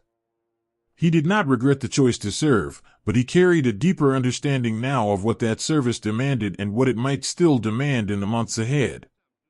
The mechanic found small ways to ease the burden on the younger men around him. He shared what little extra food he could set aside and took extra shifts when someone looked too tired to continue. These were not grand gestures. They were the quiet acts of care that kept a crew functioning when the larger machinery of war threatened to grind them down. One evening he sat with the young pilot after a long day of operations and spoke about the ship, not as a machine that had been repaired, but as something that had been given a second chance because men had refused to let it die. The young pilot listened and nodded. He understood that the scars on the hull and the scars on the men were part of the same story now, and that the only way forward was to keep doing the work that still needed to be done. The veteran sailor watched the crew settle into the rhythm of the campaign and felt both pride and a quiet sorrow. These men had brought their ship back from damage that might have sunk a lesser vessel. They had trained new pilots and rebuilt their strength under pressure that would have broken many. Yet he could see the cost in their faces and in the way they moved through their duties with less laughter and more silence than before. The war had become something different than the one they had entered with such confidence. It was longer now, and harder, and the enemy they faced was no longer surprised or unprepared. The veteran sailor carried that knowledge without complaint, offering it only when it could help someone else carry their own burden a little more easily. As the days turned into weeks and the carrier continued to operate in the waters around the Solomons, the men aboard her learned to live with the mixture of pride and anxiety that had marked their return to the fight. They were proud of what they had survived and of the ship they had brought back to life. They were anxious about the strength of the enemy and about the growing sense that the war was no longer moving in the direction they had once believed it would. The young pilot flew his missions and mentored the new arrivals with the steady patience of someone who had already crossed the line between hope and experience. The mechanic kept the aircraft ready and offered quiet support to anyone who needed it. The veteran sailor kept his watch and spoke when words could help and remained silent when silence was the greater kindness. The painful return to the Solomons had rekindled the fight for these two carriers, but it had also left them scarred in ways that went deeper than any repair could reach. The men who sailed in them carried both the pride of having survived and the quiet knowledge that survival alone was not enough. The war continued, relentless and demanding, and the only way forward was the one they had already chosen: to keep flying, to keep working, to keep caring for one another in the small ways that made the larger burden bearable. The ship moved through the water with the same steady power it had always possessed, carrying men who were changed but still determined, still willing to do what their country asked even when the cost grew heavier with every passing day. The conflicted return to battle, the pride in a ship restored, and the deep anxiety about facing an enemy that had grown stronger, revealed how the human heart could hold both courage and doubt at the same time. If those stories of men re-entering the fight while carrying the weight of everything they had already lost and survived have stayed with you, and you want to explore more of the hidden strategic decisions and deeply human experiences that shaped the war, then I have something I think you will value.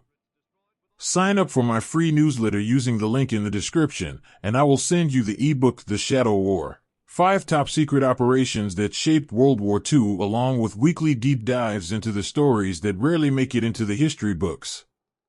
Please, to keep yourself safe, only use the secure link I've placed in the description below. If you try to search for this on the internet, the top results are unfortunately often fake websites designed to scam you, and I want to make sure you are protected. The carrier turned into the wind once more as another strike prepared to launch, and the young pilot climbed into his aircraft with the same steady hands that had carried him through every previous mission. The mechanic watched from the hangar, already thinking about the work that would be needed when the planes returned. The veteran sailor stood at his post and looked out across the water toward the islands where men were still fighting on the ground. The ship was scarred but moving. The men aboard her were tired but still willing. And the war, relentless and unforgiving, continued to demand everything they had left to give. In the gray light before dawn, the carrier turned into the wind, and the young pilot who had already survived the fire at Pearl Harbor and the chaos of the Coral Sea climbed into his aircraft, knowing that this day would ask more of him than any that had come before. The ship moved beneath him with the same steady power it had always possessed, yet everything felt different now. The air group was smaller than it had been during the early months of the war.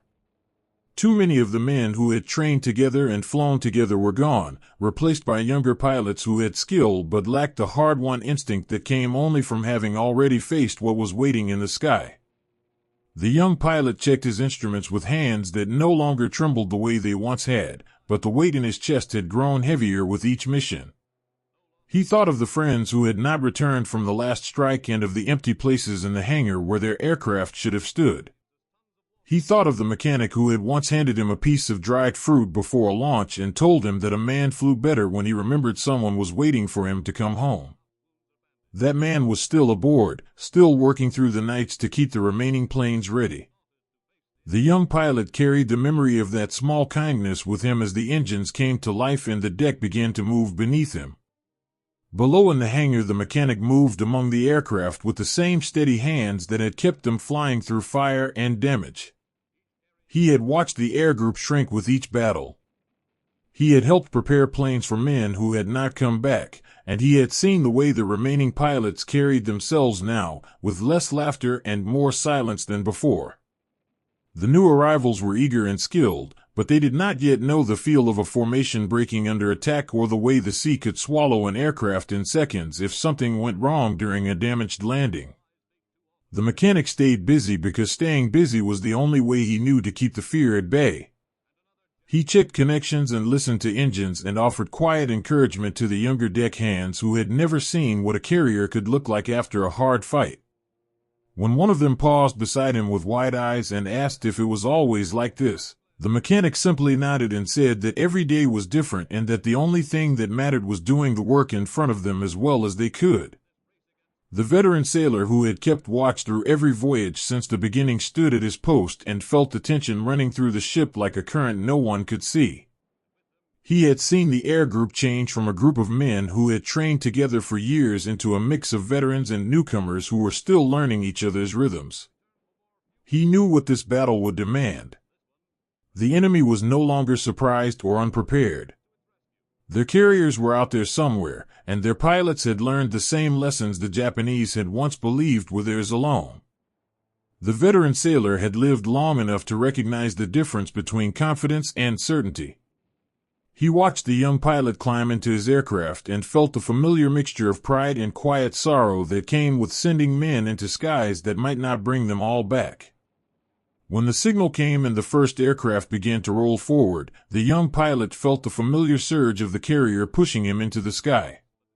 He climbed and joined the formation, the other planes from his carrier and from the sister ship moving into their places with the precision that had once seemed effortless.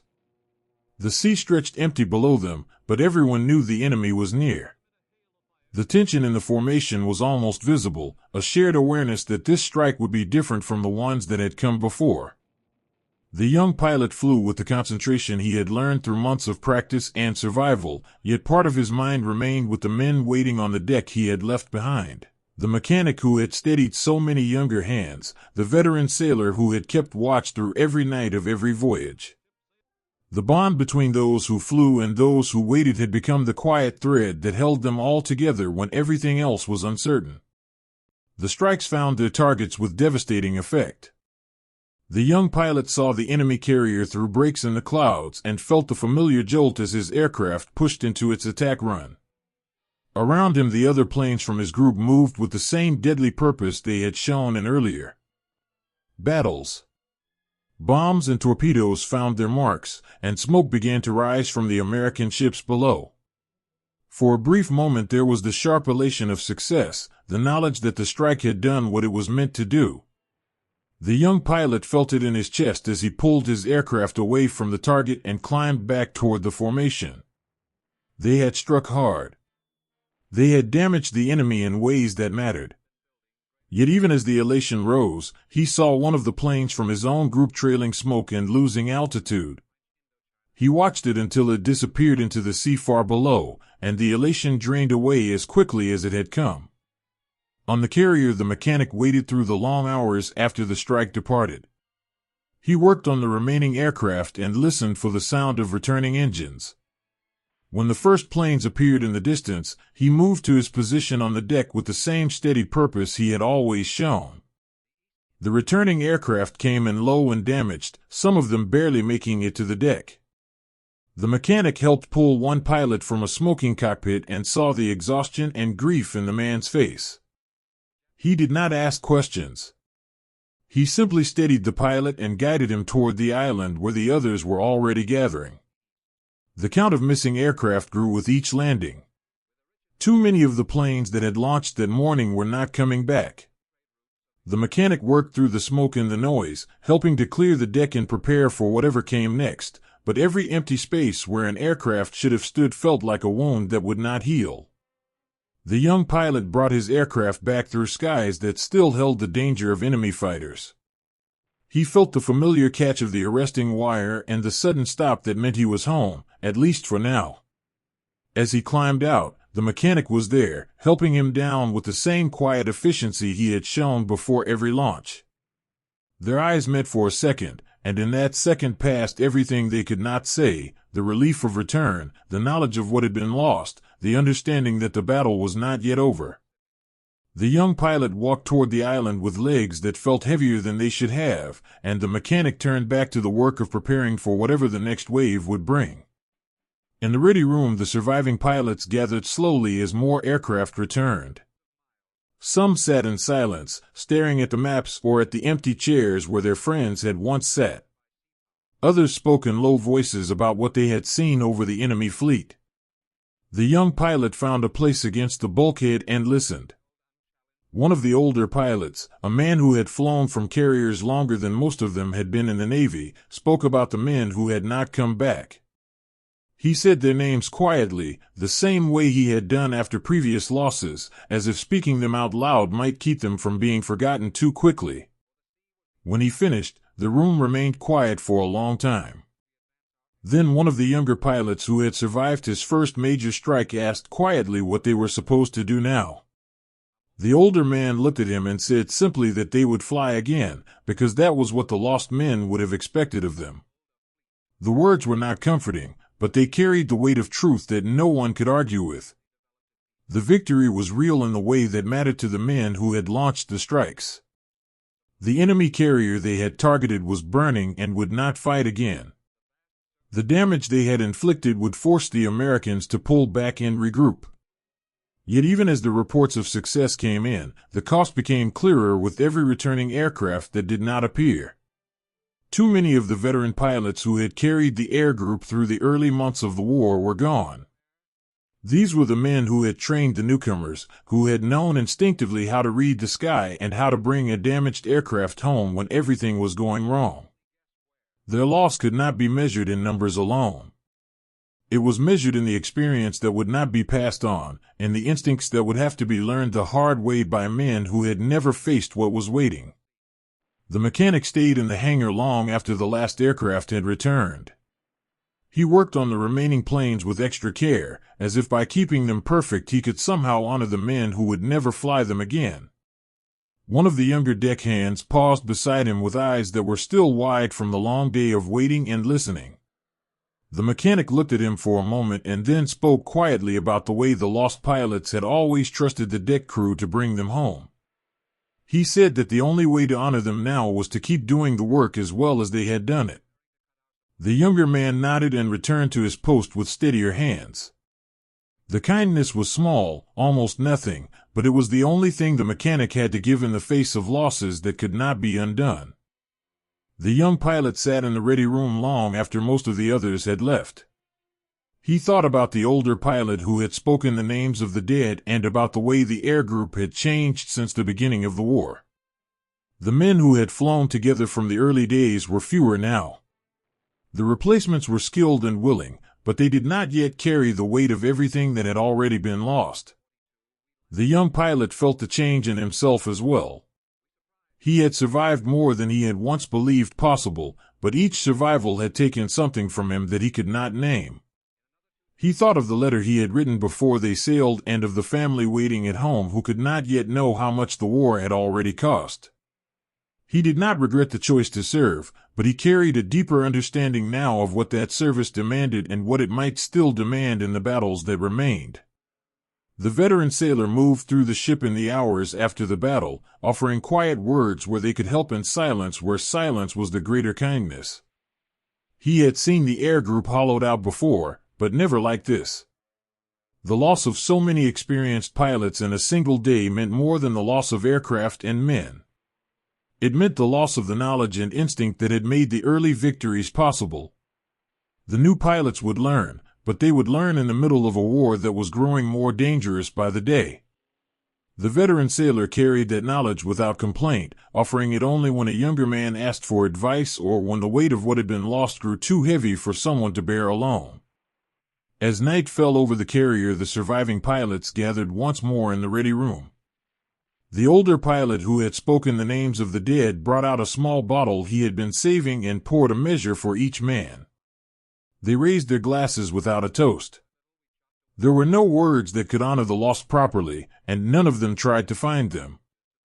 They simply drank together in silence, remembering the men who should have been there and promising, without speaking, to carry their share of the work forward. When the glasses were empty, the older pilot looked around the room and said that the next time they launched, they would fly for the men who could not. The others nodded. It was the only promise they could make that still meant something. The victory had been real in the way that mattered to the men who had launched the strikes and to the fleet that had sent them. The enemy had been hurt badly enough to pull back and regroup. Yet even as the reports of success came in, the cost became clearer with every empty place in the hangar and every name spoken in the ready room. The old guard was dying off, not all at once but piece by piece in battles that even the victories could not replace what had been lost. The young pilot stood once more beside an empty spot on the deck and placed his hand on the metal where a friend's aircraft had once stood. The ship continued its steady progress through the water, carrying men who had done what their country asked and who now carried the weight of what it had cost. The story of these carriers had moved from the early triumphs into the long, grinding reality of a war that was hollowing out the very force that had made those triumphs possible, and the men who remained would carry that reality with them into whatever battles still waited ahead. The Pyrrhic nature of that victory, the tactical success that came at the cost of irreplaceable experience and the slow death of the old guard, revealed how even winning could break something essential in the men who fought. If those stories of courage shadowed by loss have stayed with you and you want to go deeper into the raw realities of these carrier battles through material that could never be shown in a standard episode, then I invite you to join our Patreon community. There you will find uncensored video sections, exclusive podcasts, and deeper discussions with others who share this history. Please, to keep yourself safe, only use the secure link I've placed in the description below. If you try to search for this on the internet, the top results are unfortunately often fake websites designed to scam you, and I want to make sure you are protected. The carrier turned into the wind once more as another day of operations began, and the young pilot climbed into his aircraft with the same steady hands that had carried him through every previous mission. The mechanic watched from the hangar, already thinking about the work that would be needed when the planes returned. The veteran sailor stood at his post and looked out across the water. The ship was still moving. The men aboard her were still willing. But the air group that had once been the heart of their strength was smaller now, and the knowledge that had once made victory seem inevitable was being carried forward by fewer and fewer men who had lived through the battles that had shaped it. The old guard was dying, and the new guard was learning in the middle of a war that showed no sign of ending. The story of these carriers had moved from the fire of early success into the long shadow of what that success had cost, and the men who remained would carry that shadow with them for as long as the sea would let them. In the dim light of the hangar, where the familiar smell of oil and metal had been joined by the sharper edge of scarcity, the mechanic knelt beside an engine that had already been patched more times than he could count and wondered how much longer any of them could keep pretending the ship was still whole. The carrier rode at anchor in a quiet cove, its engines silent to save what little fuel remained. The flight deck above was nearly empty. Only a handful of aircraft stood ready, and even those had been stripped of parts from planes that could no longer fly. The young pilot who had once launched into the skies over Pearl Harbor and survived the chaos of the Coral Sea walked the length of the deck and felt the change in every step. There were fewer men moving about their duties now. The air group that had once filled the hangar with noise and purpose had been reduced to a fraction of its former strength, and the men who remained carried the weight of too many empty bunks and too many missions that had asked more than they could give. The mechanic wiped his hands on a rag that was already dark with grease and looked up as the young pilot approached.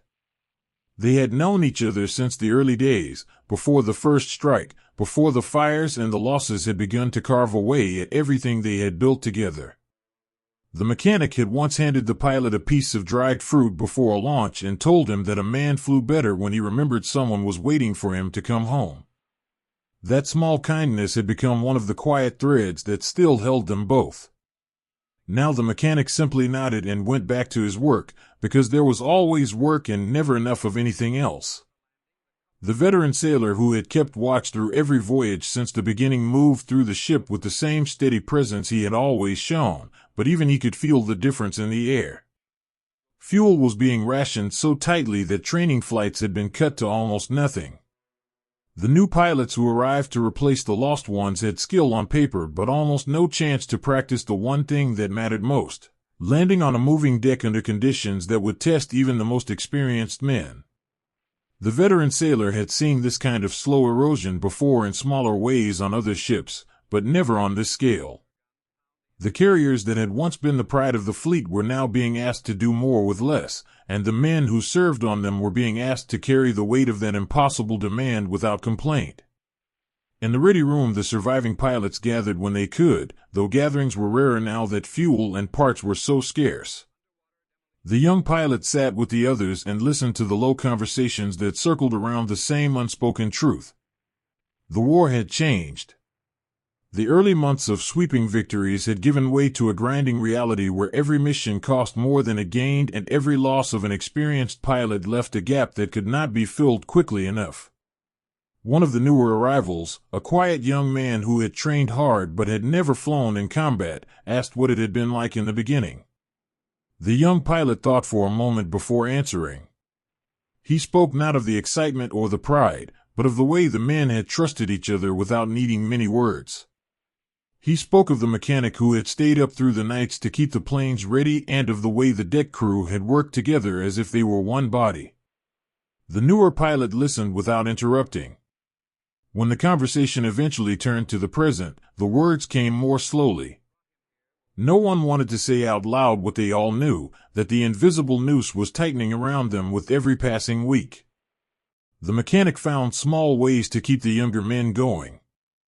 When a new arrival struggled with an engine that refused to run smoothly, the mechanic stayed beside him long after the others had gone to rest, showing him how to listen for the small sounds that told you when something was about to fail. It was not dramatic work. It was the patient passing of knowledge from one man to another in a time when knowledge was becoming as scarce as fuel. When they finally got the engine running again, the younger man looked at the mechanic with tired eyes and said simply that he did not know how they would manage without people like him. The mechanic did not answer. He simply wiped his hands on the same dark rag and moved on to the next task, because there was always another task and the ship could not afford for any of them to stop. Letters from home arrived irregularly now, carried by ships that could spare the fuel for the journey. The young pilot received one from his mother that had been written weeks earlier. She wrote about the garden and about how the light fell across the kitchen table in the afternoons. She asked if he was eating properly and if he was getting enough rest. He read the letter twice in the quiet of his quarters and then folded it carefully into the small box where he kept the few personal things he still carried. He did not write back immediately. He did not know how to explain the way the ship felt different now, how the hangar had grown too large in places where familiar aircraft and familiar voices should have been. Instead, he sat for a long time with the letter in his hands and thought about the ordinary life that continued somewhere far away while he and the men around him tried to hold together something that was slowly coming apart.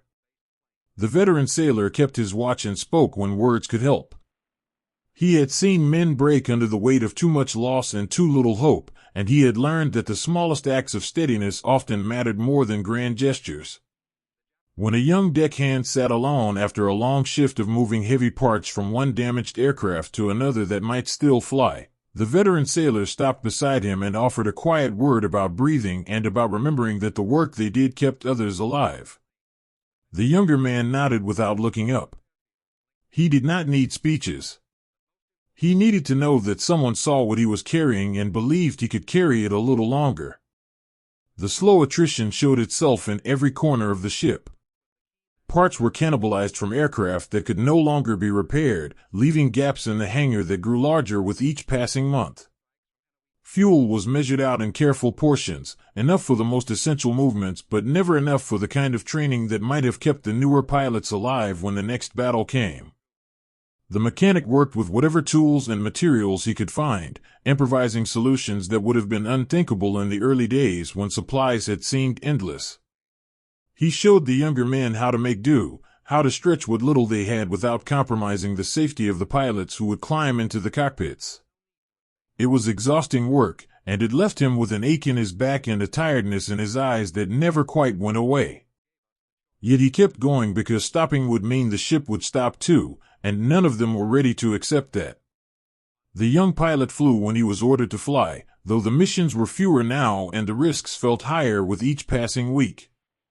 He had survived more than he had once believed possible, but survival had become something quieter and more deliberate. He no longer felt the sharp edge of excitement that had marked the early days. Instead, he carried a steady awareness of how much had already been lost and how much more might still be asked.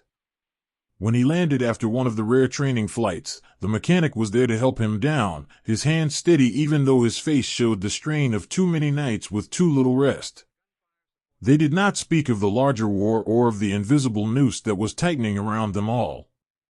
They spoke instead of small things, the way the engine had sounded on the approach, the adjustment that might make the next landing smoother.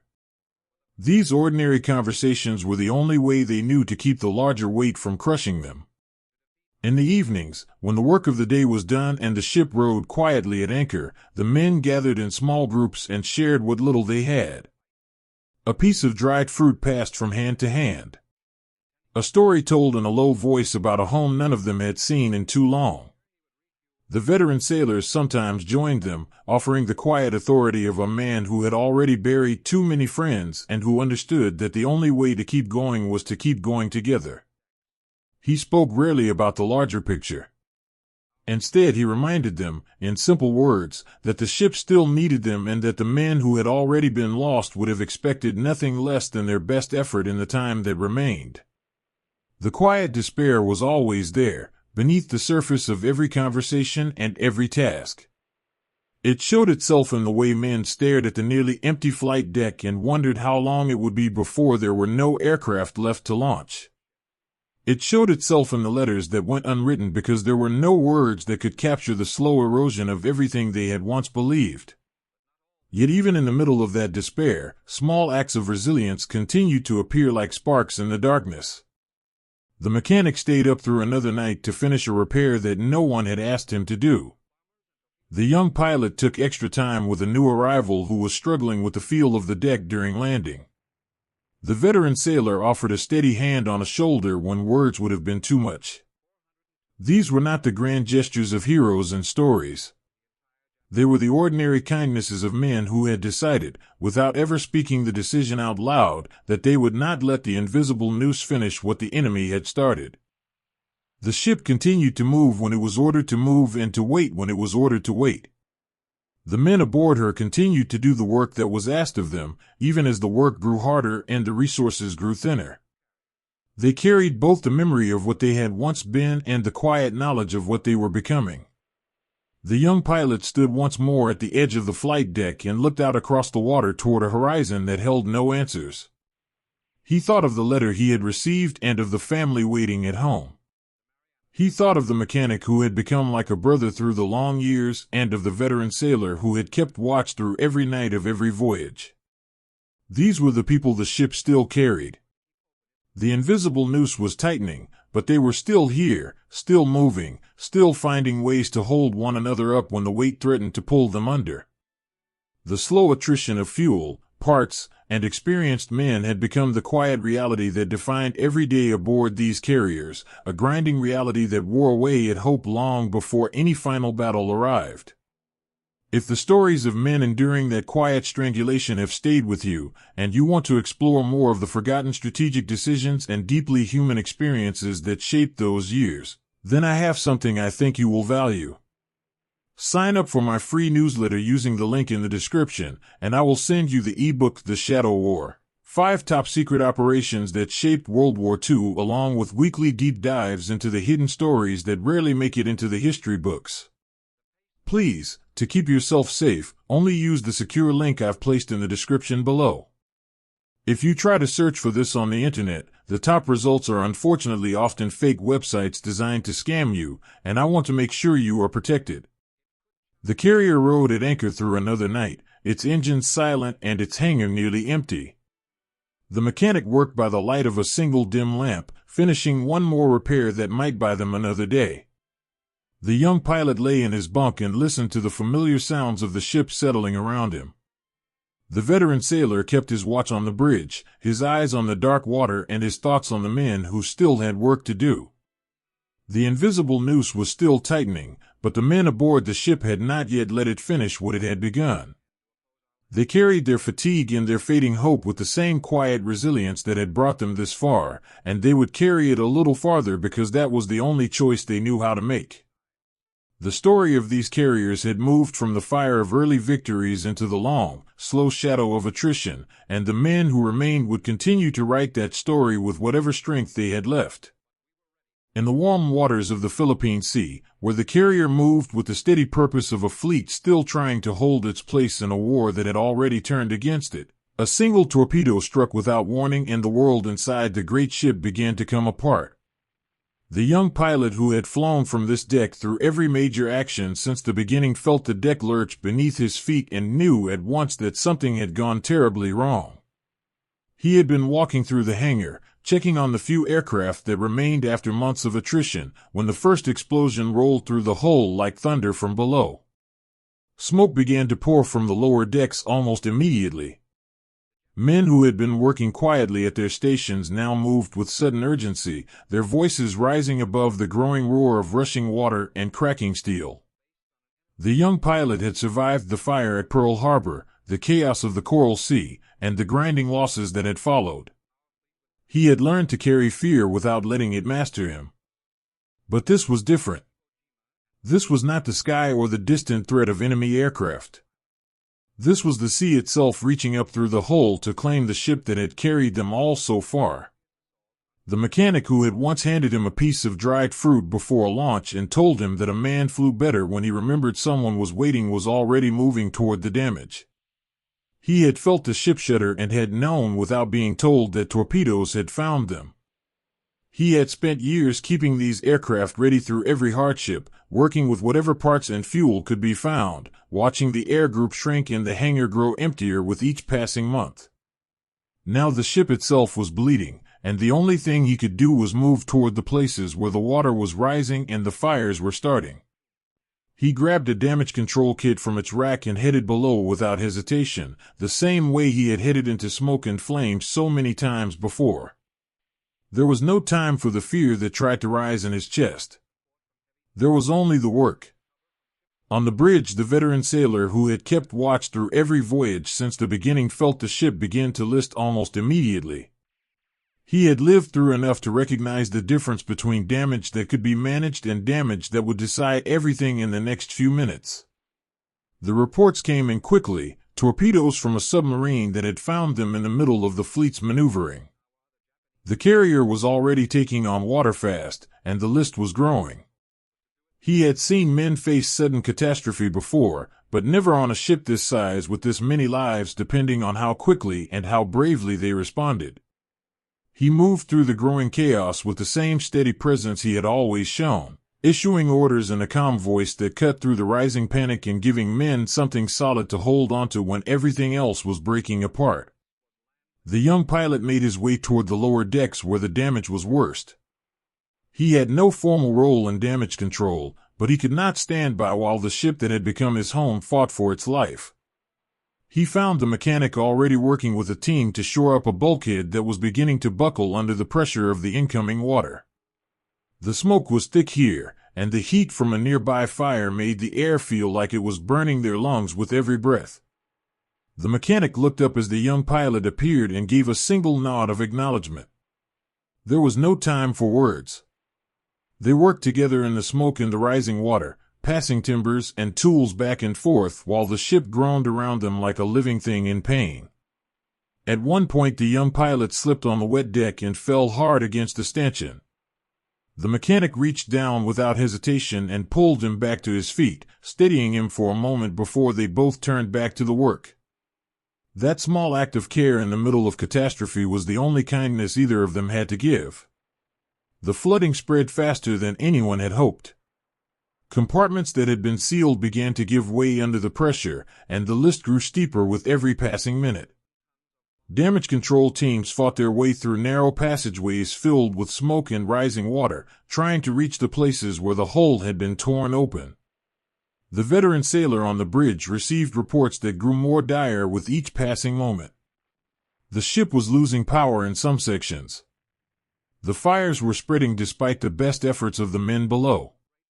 He knew what the reports meant even when the men delivering them tried to soften the truth. The carrier was dying. The only question now was how many of her crew would die with her and how many would find a way to survive the hours still ahead. The young pilot and the mechanic stayed in the damaged sections longer than they should have, working alongside men who were already exhausted and injured. At one point they found a sailor trapped under fallen debris, his leg pinned and his face pale with pain and shock. The water was already rising around him. The young pilot knelt beside the trapped man while the mechanic worked to shift the heavy timber. For a moment their eyes met, and in that moment the trapped sailor tried to smile through the pain. He said something about the ship not going down without a fight. The young pilot nodded and kept working. When the timber finally moved enough for them to pull the injured man free, they carried him between them toward a passageway that still had air. The effort left them gasping, but neither of them considered leaving him behind. The ship was lost, but the men inside her were not ready to give up on each other. The veteran sailor made his way down from the bridge as the situation grew more desperate. He had given the orders that needed to be given. Now he moved through the ship one last time, helping where he could and speaking quiet words of encouragement to men who were still fighting even as the water rose around their ankles and the smoke thickened. He found the young pilot and the mechanic helping to move wounded men toward the places where rescue might still be possible. He placed a hand on each of their shoulders in turn, a brief gesture that carried everything he could not say out loud. They had done what men could do. The ship had taken its blows and the crew had responded with the same courage that had carried them through every previous battle. There was no shame in what was coming. There was only the work that still remained and the small kindnesses that made it possible to keep going. The final moments came with a suddenness that left no room for last words or grand gestures. The list became too steep. The water reached critical compartments. The ship began to roll in a way that told every man still aboard that the end had arrived. The young pilot found himself in a passageway with water already up to his chest, helping one last injured man toward a hatch that might still lead to open air. The mechanic was nearby, his hand still moving even as the ship tilted beneath them. The veteran sailor appeared one final time, guiding a group of younger men toward the same escape. In those last chaotic minutes there were no speeches and no dramatic farewells. There were only hands reaching out to pull others along, voices calling out to make sure no one was left behind, and the quiet determination of men who had already given everything they had and were still trying to give a little more. Some found their way to the open deck and into the water. Others were trapped below as the ship rolled and the sea claimed the spaces they had fought so hard to defend. The young pilot surfaced in the warm water and turned to watch the carrier that had carried him through so much. He saw the mechanic nearby, helping another man stay afloat. He saw the veteran sailor a short distance away, still moving with that same steady presence even as the ship that had been his home for years slipped beneath the waves. The sea was calm around them now, as if it had already forgotten the violence it had just delivered. The young pilot floated in the water and thought of the letter he had once written and never sent, of the family waiting at home who would never know the full story of what had happened in these final hours. He thought of the small kindnesses that had carried them all this far, the piece of dried fruit before a launch, the steady hand on a shoulder in the middle of chaos, the quiet words that had kept men going when everything else was breaking apart. The ship that had once been one of the proudest vessels in the fleet was gone. The men who had lived and worked and fought inside her had done everything men could do when the sea came for them without warning. Some would be rescued in the hours that followed. Others would not. But in the sudden cruelty of that ending there had been moments of bravery and care that no torpedo could erase. The young pilot, the mechanic, and the veteran sailor had faced the end together in the only way they knew how, by continuing to reach for one another even as the world they had built came apart around them. The sudden tragedy of that sinking, the way a single submarine could end the life of a great carrier and the men who had given so much to keep her alive, revealed both the fragility of even the strongest ships and the unbreakable courage of the men inside them when everything was lost.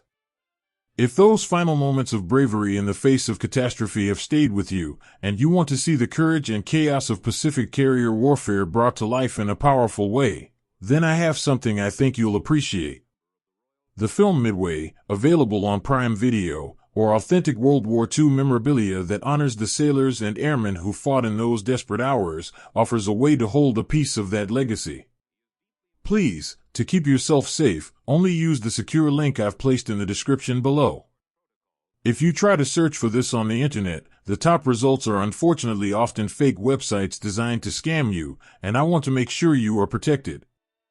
The sea closed over the last visible part of the carrier as the sun began to set. The men who had survived floated together in small groups, some calling out to make sure no one was left alone in the growing darkness. The young pilot stayed near the mechanic and the veteran sailor, the three of them bound by everything they had lived through together.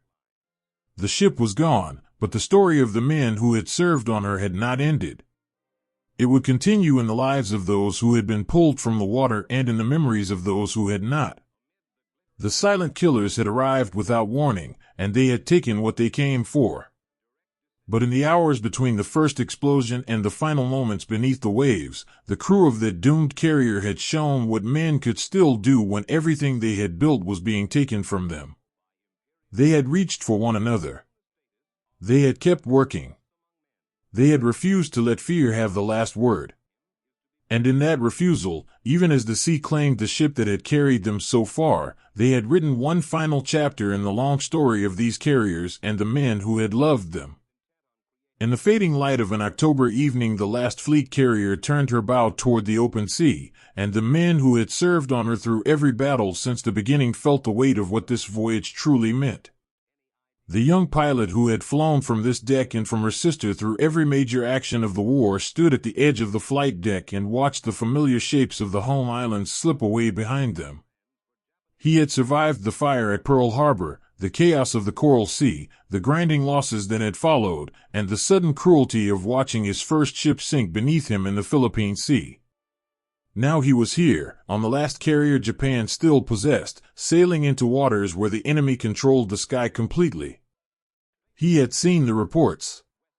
He had heard the quiet conversations among the officers. This was not another mission with a chance of return. This was the final act, and every man aboard understood it even if no one spoke the words out loud.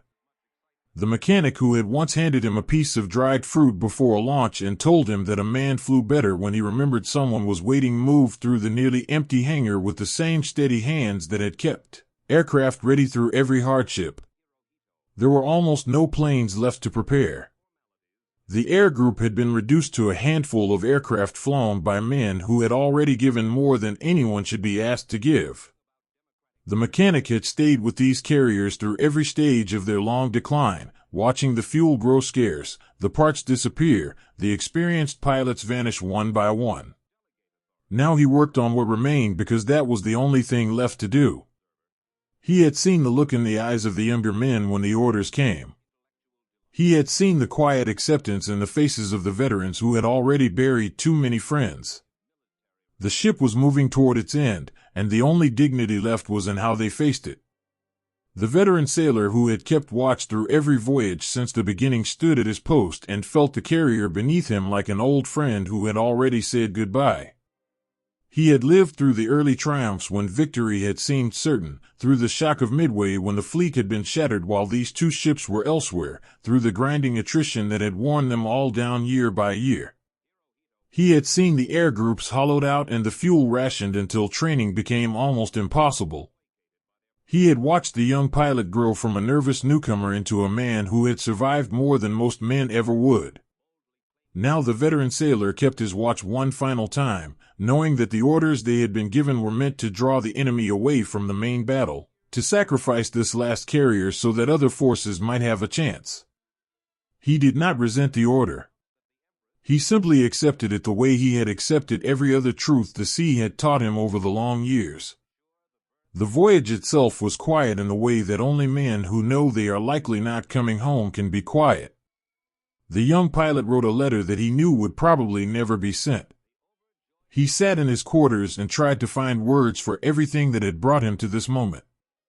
He wrote about the ship that had carried him through fire and loss, about the mechanic who had become like a brother, about the veteran sailor who had kept watch through every night of every voyage. He wrote about the friends who had not returned and about the strange mixture of pride and sorrow that came with having survived when so many others had not. He did not write about fear. He had learned long ago that fear was something a man carried privately and did not burden others with if he could help it. When he finished the letter, he folded it carefully and placed it with the others he had written over the years, small pieces of a life that might end before any of them ever reached home. The mechanic stayed busy in the hangar even though there was little left to prepare. He checked the few remaining aircraft with extra care, as if by making sure everything was perfect he could give the pilots one last advantage in the skies that would soon be full of enemy planes. He spoke quietly with the younger men who had never faced what was coming, offering small pieces of advice the way he had once offered them to the young pilot years earlier. When one of the new arrivals asked him whether he thought they would make it back, the mechanic looked at him for a long moment and then said simply that they would do what they had always done, fly as well as they could and trust the men beside them. The answer was not comforting, but it was honest, and the younger man seemed to draw some strength from it. The mechanic turned back to his work because there was always work, even when the end was near. The veteran sailor moved through the ship one last time before the first enemy aircraft appeared. He stopped to speak with men at their stations, offering the same steady presence he had always shown. He found the young pilot checking his aircraft and placed a hand on his shoulder without speaking. The gesture carried everything that words could not. They had come a long way together, from the first strike to this final voyage, and the veteran sailor wanted the younger man to know that he had seen his courage and respected it. The young pilot nodded once, the only acknowledgement either of them needed. When the veteran sailor continued on his way, he carried with him the quiet knowledge that these men, the ones who remained, had already given everything a country could ask and were still willing to give more. The air attacks began with a suddenness that left no room for preparation. Enemy aircraft appeared in overwhelming numbers, wave after wave descending on the small force that had been sent to draw them away from the main battle. The young pilot launched with the last of the aircraft, climbing into skies already thick with danger. He flew through anti-aircraft fire and enemy fighters, doing what he had been trained to do even though he knew the odds were impossible. Below him the carrier maneuvered desperately, her guns firing until the barrels grew hot and the ammunition began to run low.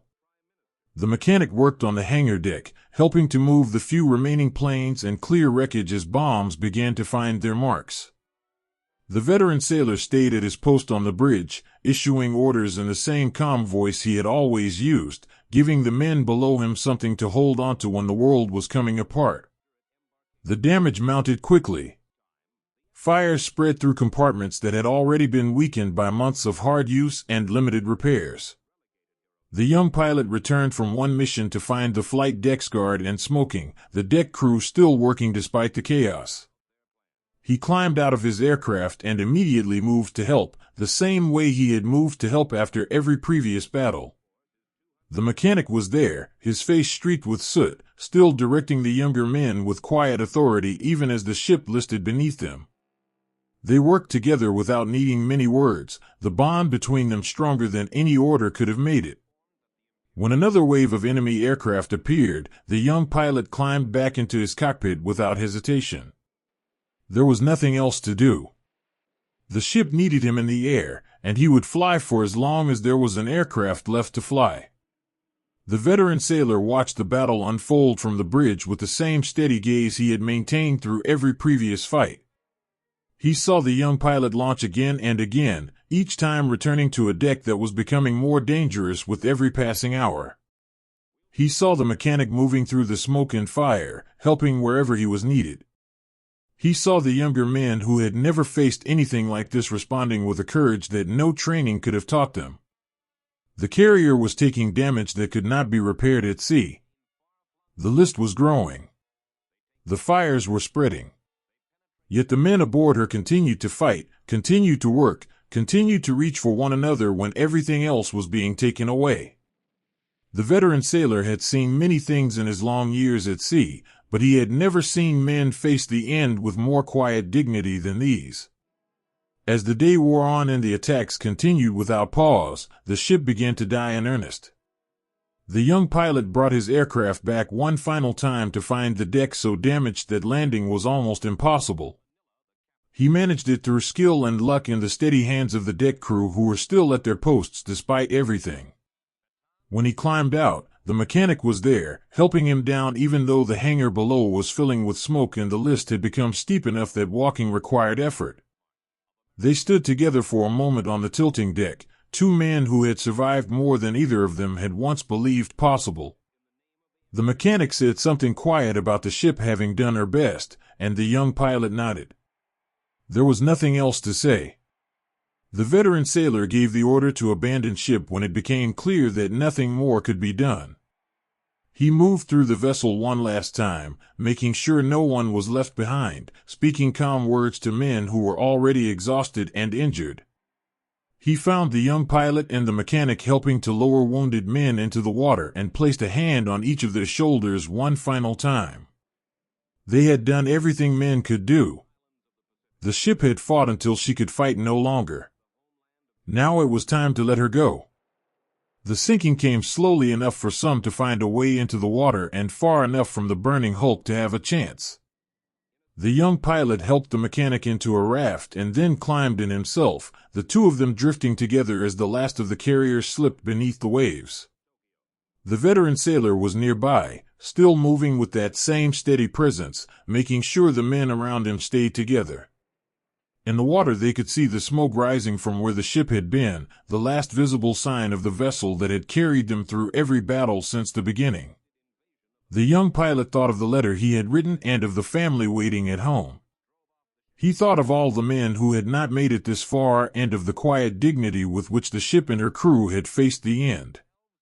There was grief in that moment, deep and raw, but there was also something else, a sense of having done what was asked, of having stayed together until the very last.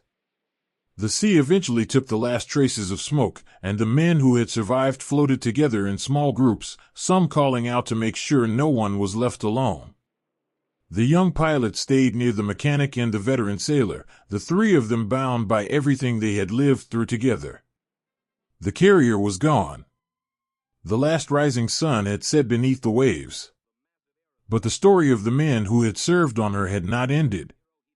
It would continue in the lives of those who had been pulled from the water and in the memories of those who carried what they had seen into whatever future remained. The final voyage had been doomed from the beginning, but the men aboard Zuikaku had faced it with a defiance that no overwhelming force could take away. They had fought when fighting seemed pointless. They had worked when work could no longer save the ship. They had reached for one another when everything else was being taken. And in that reaching, in that quiet dignity, they had written an ending worthy of everything the carriers and their crews had once been. The dignity and defiance of that final stand, the way men continued to fight and to care for one another even when the outcome was already decided, revealed something essential about the human spirit in the face of overwhelming loss. If those stories of courage in the final hours have stayed with you, and you want to see the harsh, unfiltered realities of those last carrier battles and sinkings that could never be shown on public platforms, then I have something I believe you will value. Our exclusive digital collection on Gumroad brings together rare, uncensored photographs and moving footage from the final days of Japan's carrier force. Images that reveal the true human cost and the quiet dignity of those hours in ways mainstream sources simply cannot. Please, To keep yourself safe, only use the secure link I've placed in the description below. If you try to search for this on the internet, the top results are unfortunately often fake websites designed to scam you, and I want to make sure you are protected. The men who had survived floated together through the long night, the sea calm around them now that the violence had passed. The young pilot stayed near the mechanic and the veteran sailor, the three of them speaking little because there was little left to say. They had come to the end of a long road together, from the first strike to this final sinking, and the only thing that remained was the bond that had carried them through every battle and every loss. The last rising sun had set, but the story of the men who had served beneath it would continue in the lives they still had ahead and in the memories of everything they had done and everything they had lost. The carrier was gone, but the quiet defiance of her final voyage would remain with them for as long as they lived. In the quiet hours before dawn, long after the last carrier had slipped beneath the waves, a man who had once climbed into an aircraft on a deck that no longer existed sat alone at a kitchen table and traced the edge of a letter he had never been able to finish. The young pilot who had survived the fire at Pearl Harbor, the chaos of the Coral Sea, the sudden cruelty of watching his first ship sink in the Philippine Sea, and the final defiant voyage of the last carrier now lived in a small house that smelled of rice and clean laundry instead of fuel and smoke. The war had ended months earlier, yet the morning still arrived with the same heavy quiet that had once filled the hangar when too many aircraft failed to return. He kept the unfinished letter in a wooden box beside his bed, the same box that held the few small things he had carried through every battle and every loss. Sometimes he took it out and read the words he had written years earlier, words about the ship and the men and the strange mixture of pride and sorrow that had never found a place to rest. He had never sent it. He had never known how. The mechanic who had once stayed up through the nights to keep aircraft ready now worked in a small repair shop that fixed fishing boats and farm machinery instead of fighters and bombers. His hands still moved with the same careful attention they had always shown, but the engines he worked on now did not carry men into the sky. They carried families to market and fishermen to the sea. In the evenings he sometimes sat on the narrow porch of his house and listened to the ordinary sounds of the neighborhood, the voices of children playing, the distant ring of a bicycle bell, the low murmur of neighbors sharing tea. These sounds had once seemed impossibly distant during the long months when the hangar had grown emptier and the fuel had grown scarcer. Now they were the only sounds he had, and he had learned to listen to them with a gratitude that felt almost like prayer. The veteran sailor who had kept watch through every voyage since the beginning now lived in a modest apartment near the harbor where he could still see the water every morning. He had spent decades on carriers that had once been the pride of a nation and had watched them disappear one by one until only memory remained. In the years after the war he had taken work on fishing boats and coastal freighters, jobs that kept him near the sea without asking him to carry the weight of command again. He had seen too many men die under his watch to ever want that responsibility back. Yet every morning when he walked along the pier and smelled the salt and the diesel, he felt the old familiar rhythm return for a moment, the rhythm of a ship moving through water and men moving through their duties with a steady purpose that had once seemed unbreakable. The young pilot had returned home to find his mother older than he remembered and his sister grown into a woman he barely recognized. She had married while he was away, and there were children now who looked at him with curious eyes and asked questions he did not know how to answer. He had tried, in the beginning, to speak of the ships and the men and the way the sky had looked on the mornings when they launched into whatever waited ahead. The words had come out halting and incomplete. His mother had listened with the same patient attention she had always shown, but he could see the worry in her eyes and had learned quickly that some stories were better kept inside. He wrote letters instead, long letters he never sent, trying to put into words the things that would not fit into ordinary conversation. He wrote about the mechanic who had become like a brother and about the veteran sailor who had kept watch through every night. He wrote about the empty places in the hangar and about the way the sea had looked when it finally claimed the last carrier. The letters grew longer over the years, but they remained in the wooden box beside his bed, small pieces of a life that no one else could fully understand. The mechanic had found work quickly after the war because skilled hands were always needed, even in a defeated country. He had married a woman who had waited through the long years without knowing whether he would return, and together they had built a quiet life that asked nothing of him except to come home each evening and sit at the table with their children. Yet the nights were not always quiet. Sometimes he woke with the smell of smoke in his nose and the sound of rushing water in his ears, and he would lie still in the darkness until the present returned and the past receded. His wife never asked what he dreamed about. She simply reached for his hand and held it until his breathing steadied. That small kindness, repeated night after night without complaint, had become the thing that allowed him to keep going when the memories grew too heavy. The veteran sailor had returned to a city that had been bombed into rubble and had spent the first years helping to clear debris and rebuild what could be rebuilt. He had worked alongside men who had lost everything and women who had carried families through the hardest days alone. In those early years he had spoken little about the carriers or the battles or the men who had not come home. There had been too much work to do and too little time for stories that could not change what had already been lost. Yet as the years passed and the city rose again around him, he had begun to notice how often his thoughts returned to the deck of the last carrier and to the faces of the men who had stood there with him in the final hours. He had started writing down small things, not grand accounts of battles, but the ordinary moments that had stayed with him. The way the young pilot had climbed into his aircraft one last time without hesitation. The way the mechanic had kept working even as the smoke thickened. The way men had reached for one another when everything else was being taken away. These were the things he wanted to remember. These were the things he wanted others to know had mattered. The young pilot had eventually found work teaching at a small technical school, showing young men how engines worked and how machines could be coaxed back to life when they seemed beyond repair. He had never spoken of his own past in the classroom, yet sometimes a student would ask a question that brought the old memories rushing back, the way a damaged aircraft had once felt under his hands, the way the deck had moved beneath him during a rough landing, the way the sea had looked when it finally claimed the ship. In those moments he would pause and look out the window at the ordinary street below, gathering himself before he answered. The students never knew why their teachers sometimes grew quiet in the middle of a lesson. They simply waited with the patience of young people who sensed that some answers required more than technical knowledge. The mechanic had begun, in his later years, to attend small gatherings of men who had served on the same ships. They met in quiet rooms and spoke in low voices about the things they had seen and the things they had lost. No one raised their voice.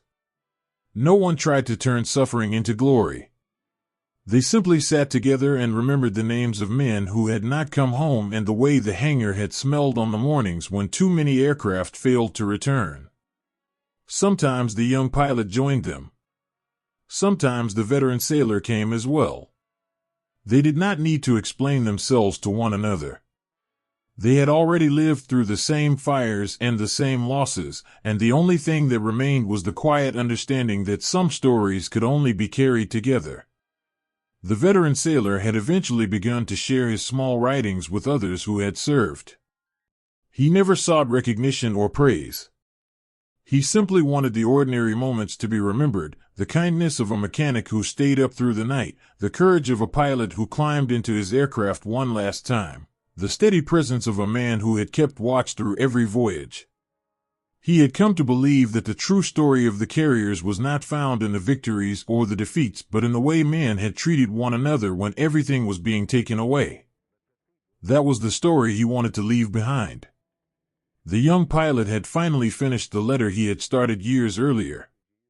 He had written it in one long sitting on a quiet evening when the house was empty and the only sound was the rain against the windows. He had written about the ship and the men and the way the sea had looked when it finally claimed what they had built together. He had written about the small kindnesses that had carried them through every battle and every loss, the piece of dried fruit before a launch, the steady hand on a shoulder in the middle of chaos, the quiet words that had kept men going when everything else was breaking apart. When he finished, he had folded the letter carefully and placed it in the wooden box beside his bed. He had not sent it. He had not needed to. The writing itself had been enough. In the years that followed, the three men had found their own ways to carry what they had lived through. The young pilot had taught and remembered. The mechanic had worked and listened to ordinary sounds. The veteran sailor had written and shared when sharing felt right. They had each struggled with the weight of what they had seen and what they had lost, and they had each found small ways to keep going. They had learned that resilience was not the absence of pain but the decision to keep reaching for one another even when the pain never fully left. They had learned that hubris had played its part in the beginning, the belief that early victories meant the war would be short and the cost would be small, but that resilience had carried them through the long years when everything they had once believed had been tested and broken and tested again. The immense human cost of those years could never be measured in ships sunk or battles won.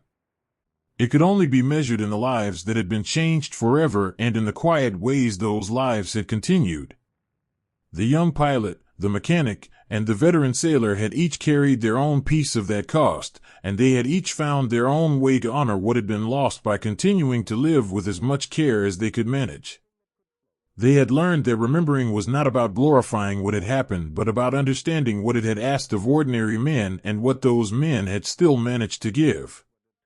These survivors had returned from the abyss carrying stories that no one who had not been there could fully understand, yet they had found ways to live and to remember and to pass on the quiet lessons of what they had endured. If their reflections on loss, resilience, and the enduring need to remember have stayed with you, and you want to help keep these powerful human histories alive for future generations, then I would be grateful if you considered leaving a small tip, even just $1, on Ko-Fi. Every contribution supports the ongoing research and storytelling that ensures these voices are never forgotten. Please, to keep yourself safe, only use the secure link I've placed in the description below. If you try to search for this on the internet, the top results are unfortunately often fake websites designed to scam you, and I want to make sure you are protected. The young pilot had eventually taken the finished letter from its box and read it one last time before placing it back among the other small things he had carried through the war. He had not needed to send it. The writing had been his way of honoring what had been lost and what had been survived. The mechanic had continued to work with careful hands, listening to the ordinary sounds of life and carrying the memory of the men who had once filled the hangar with purpose.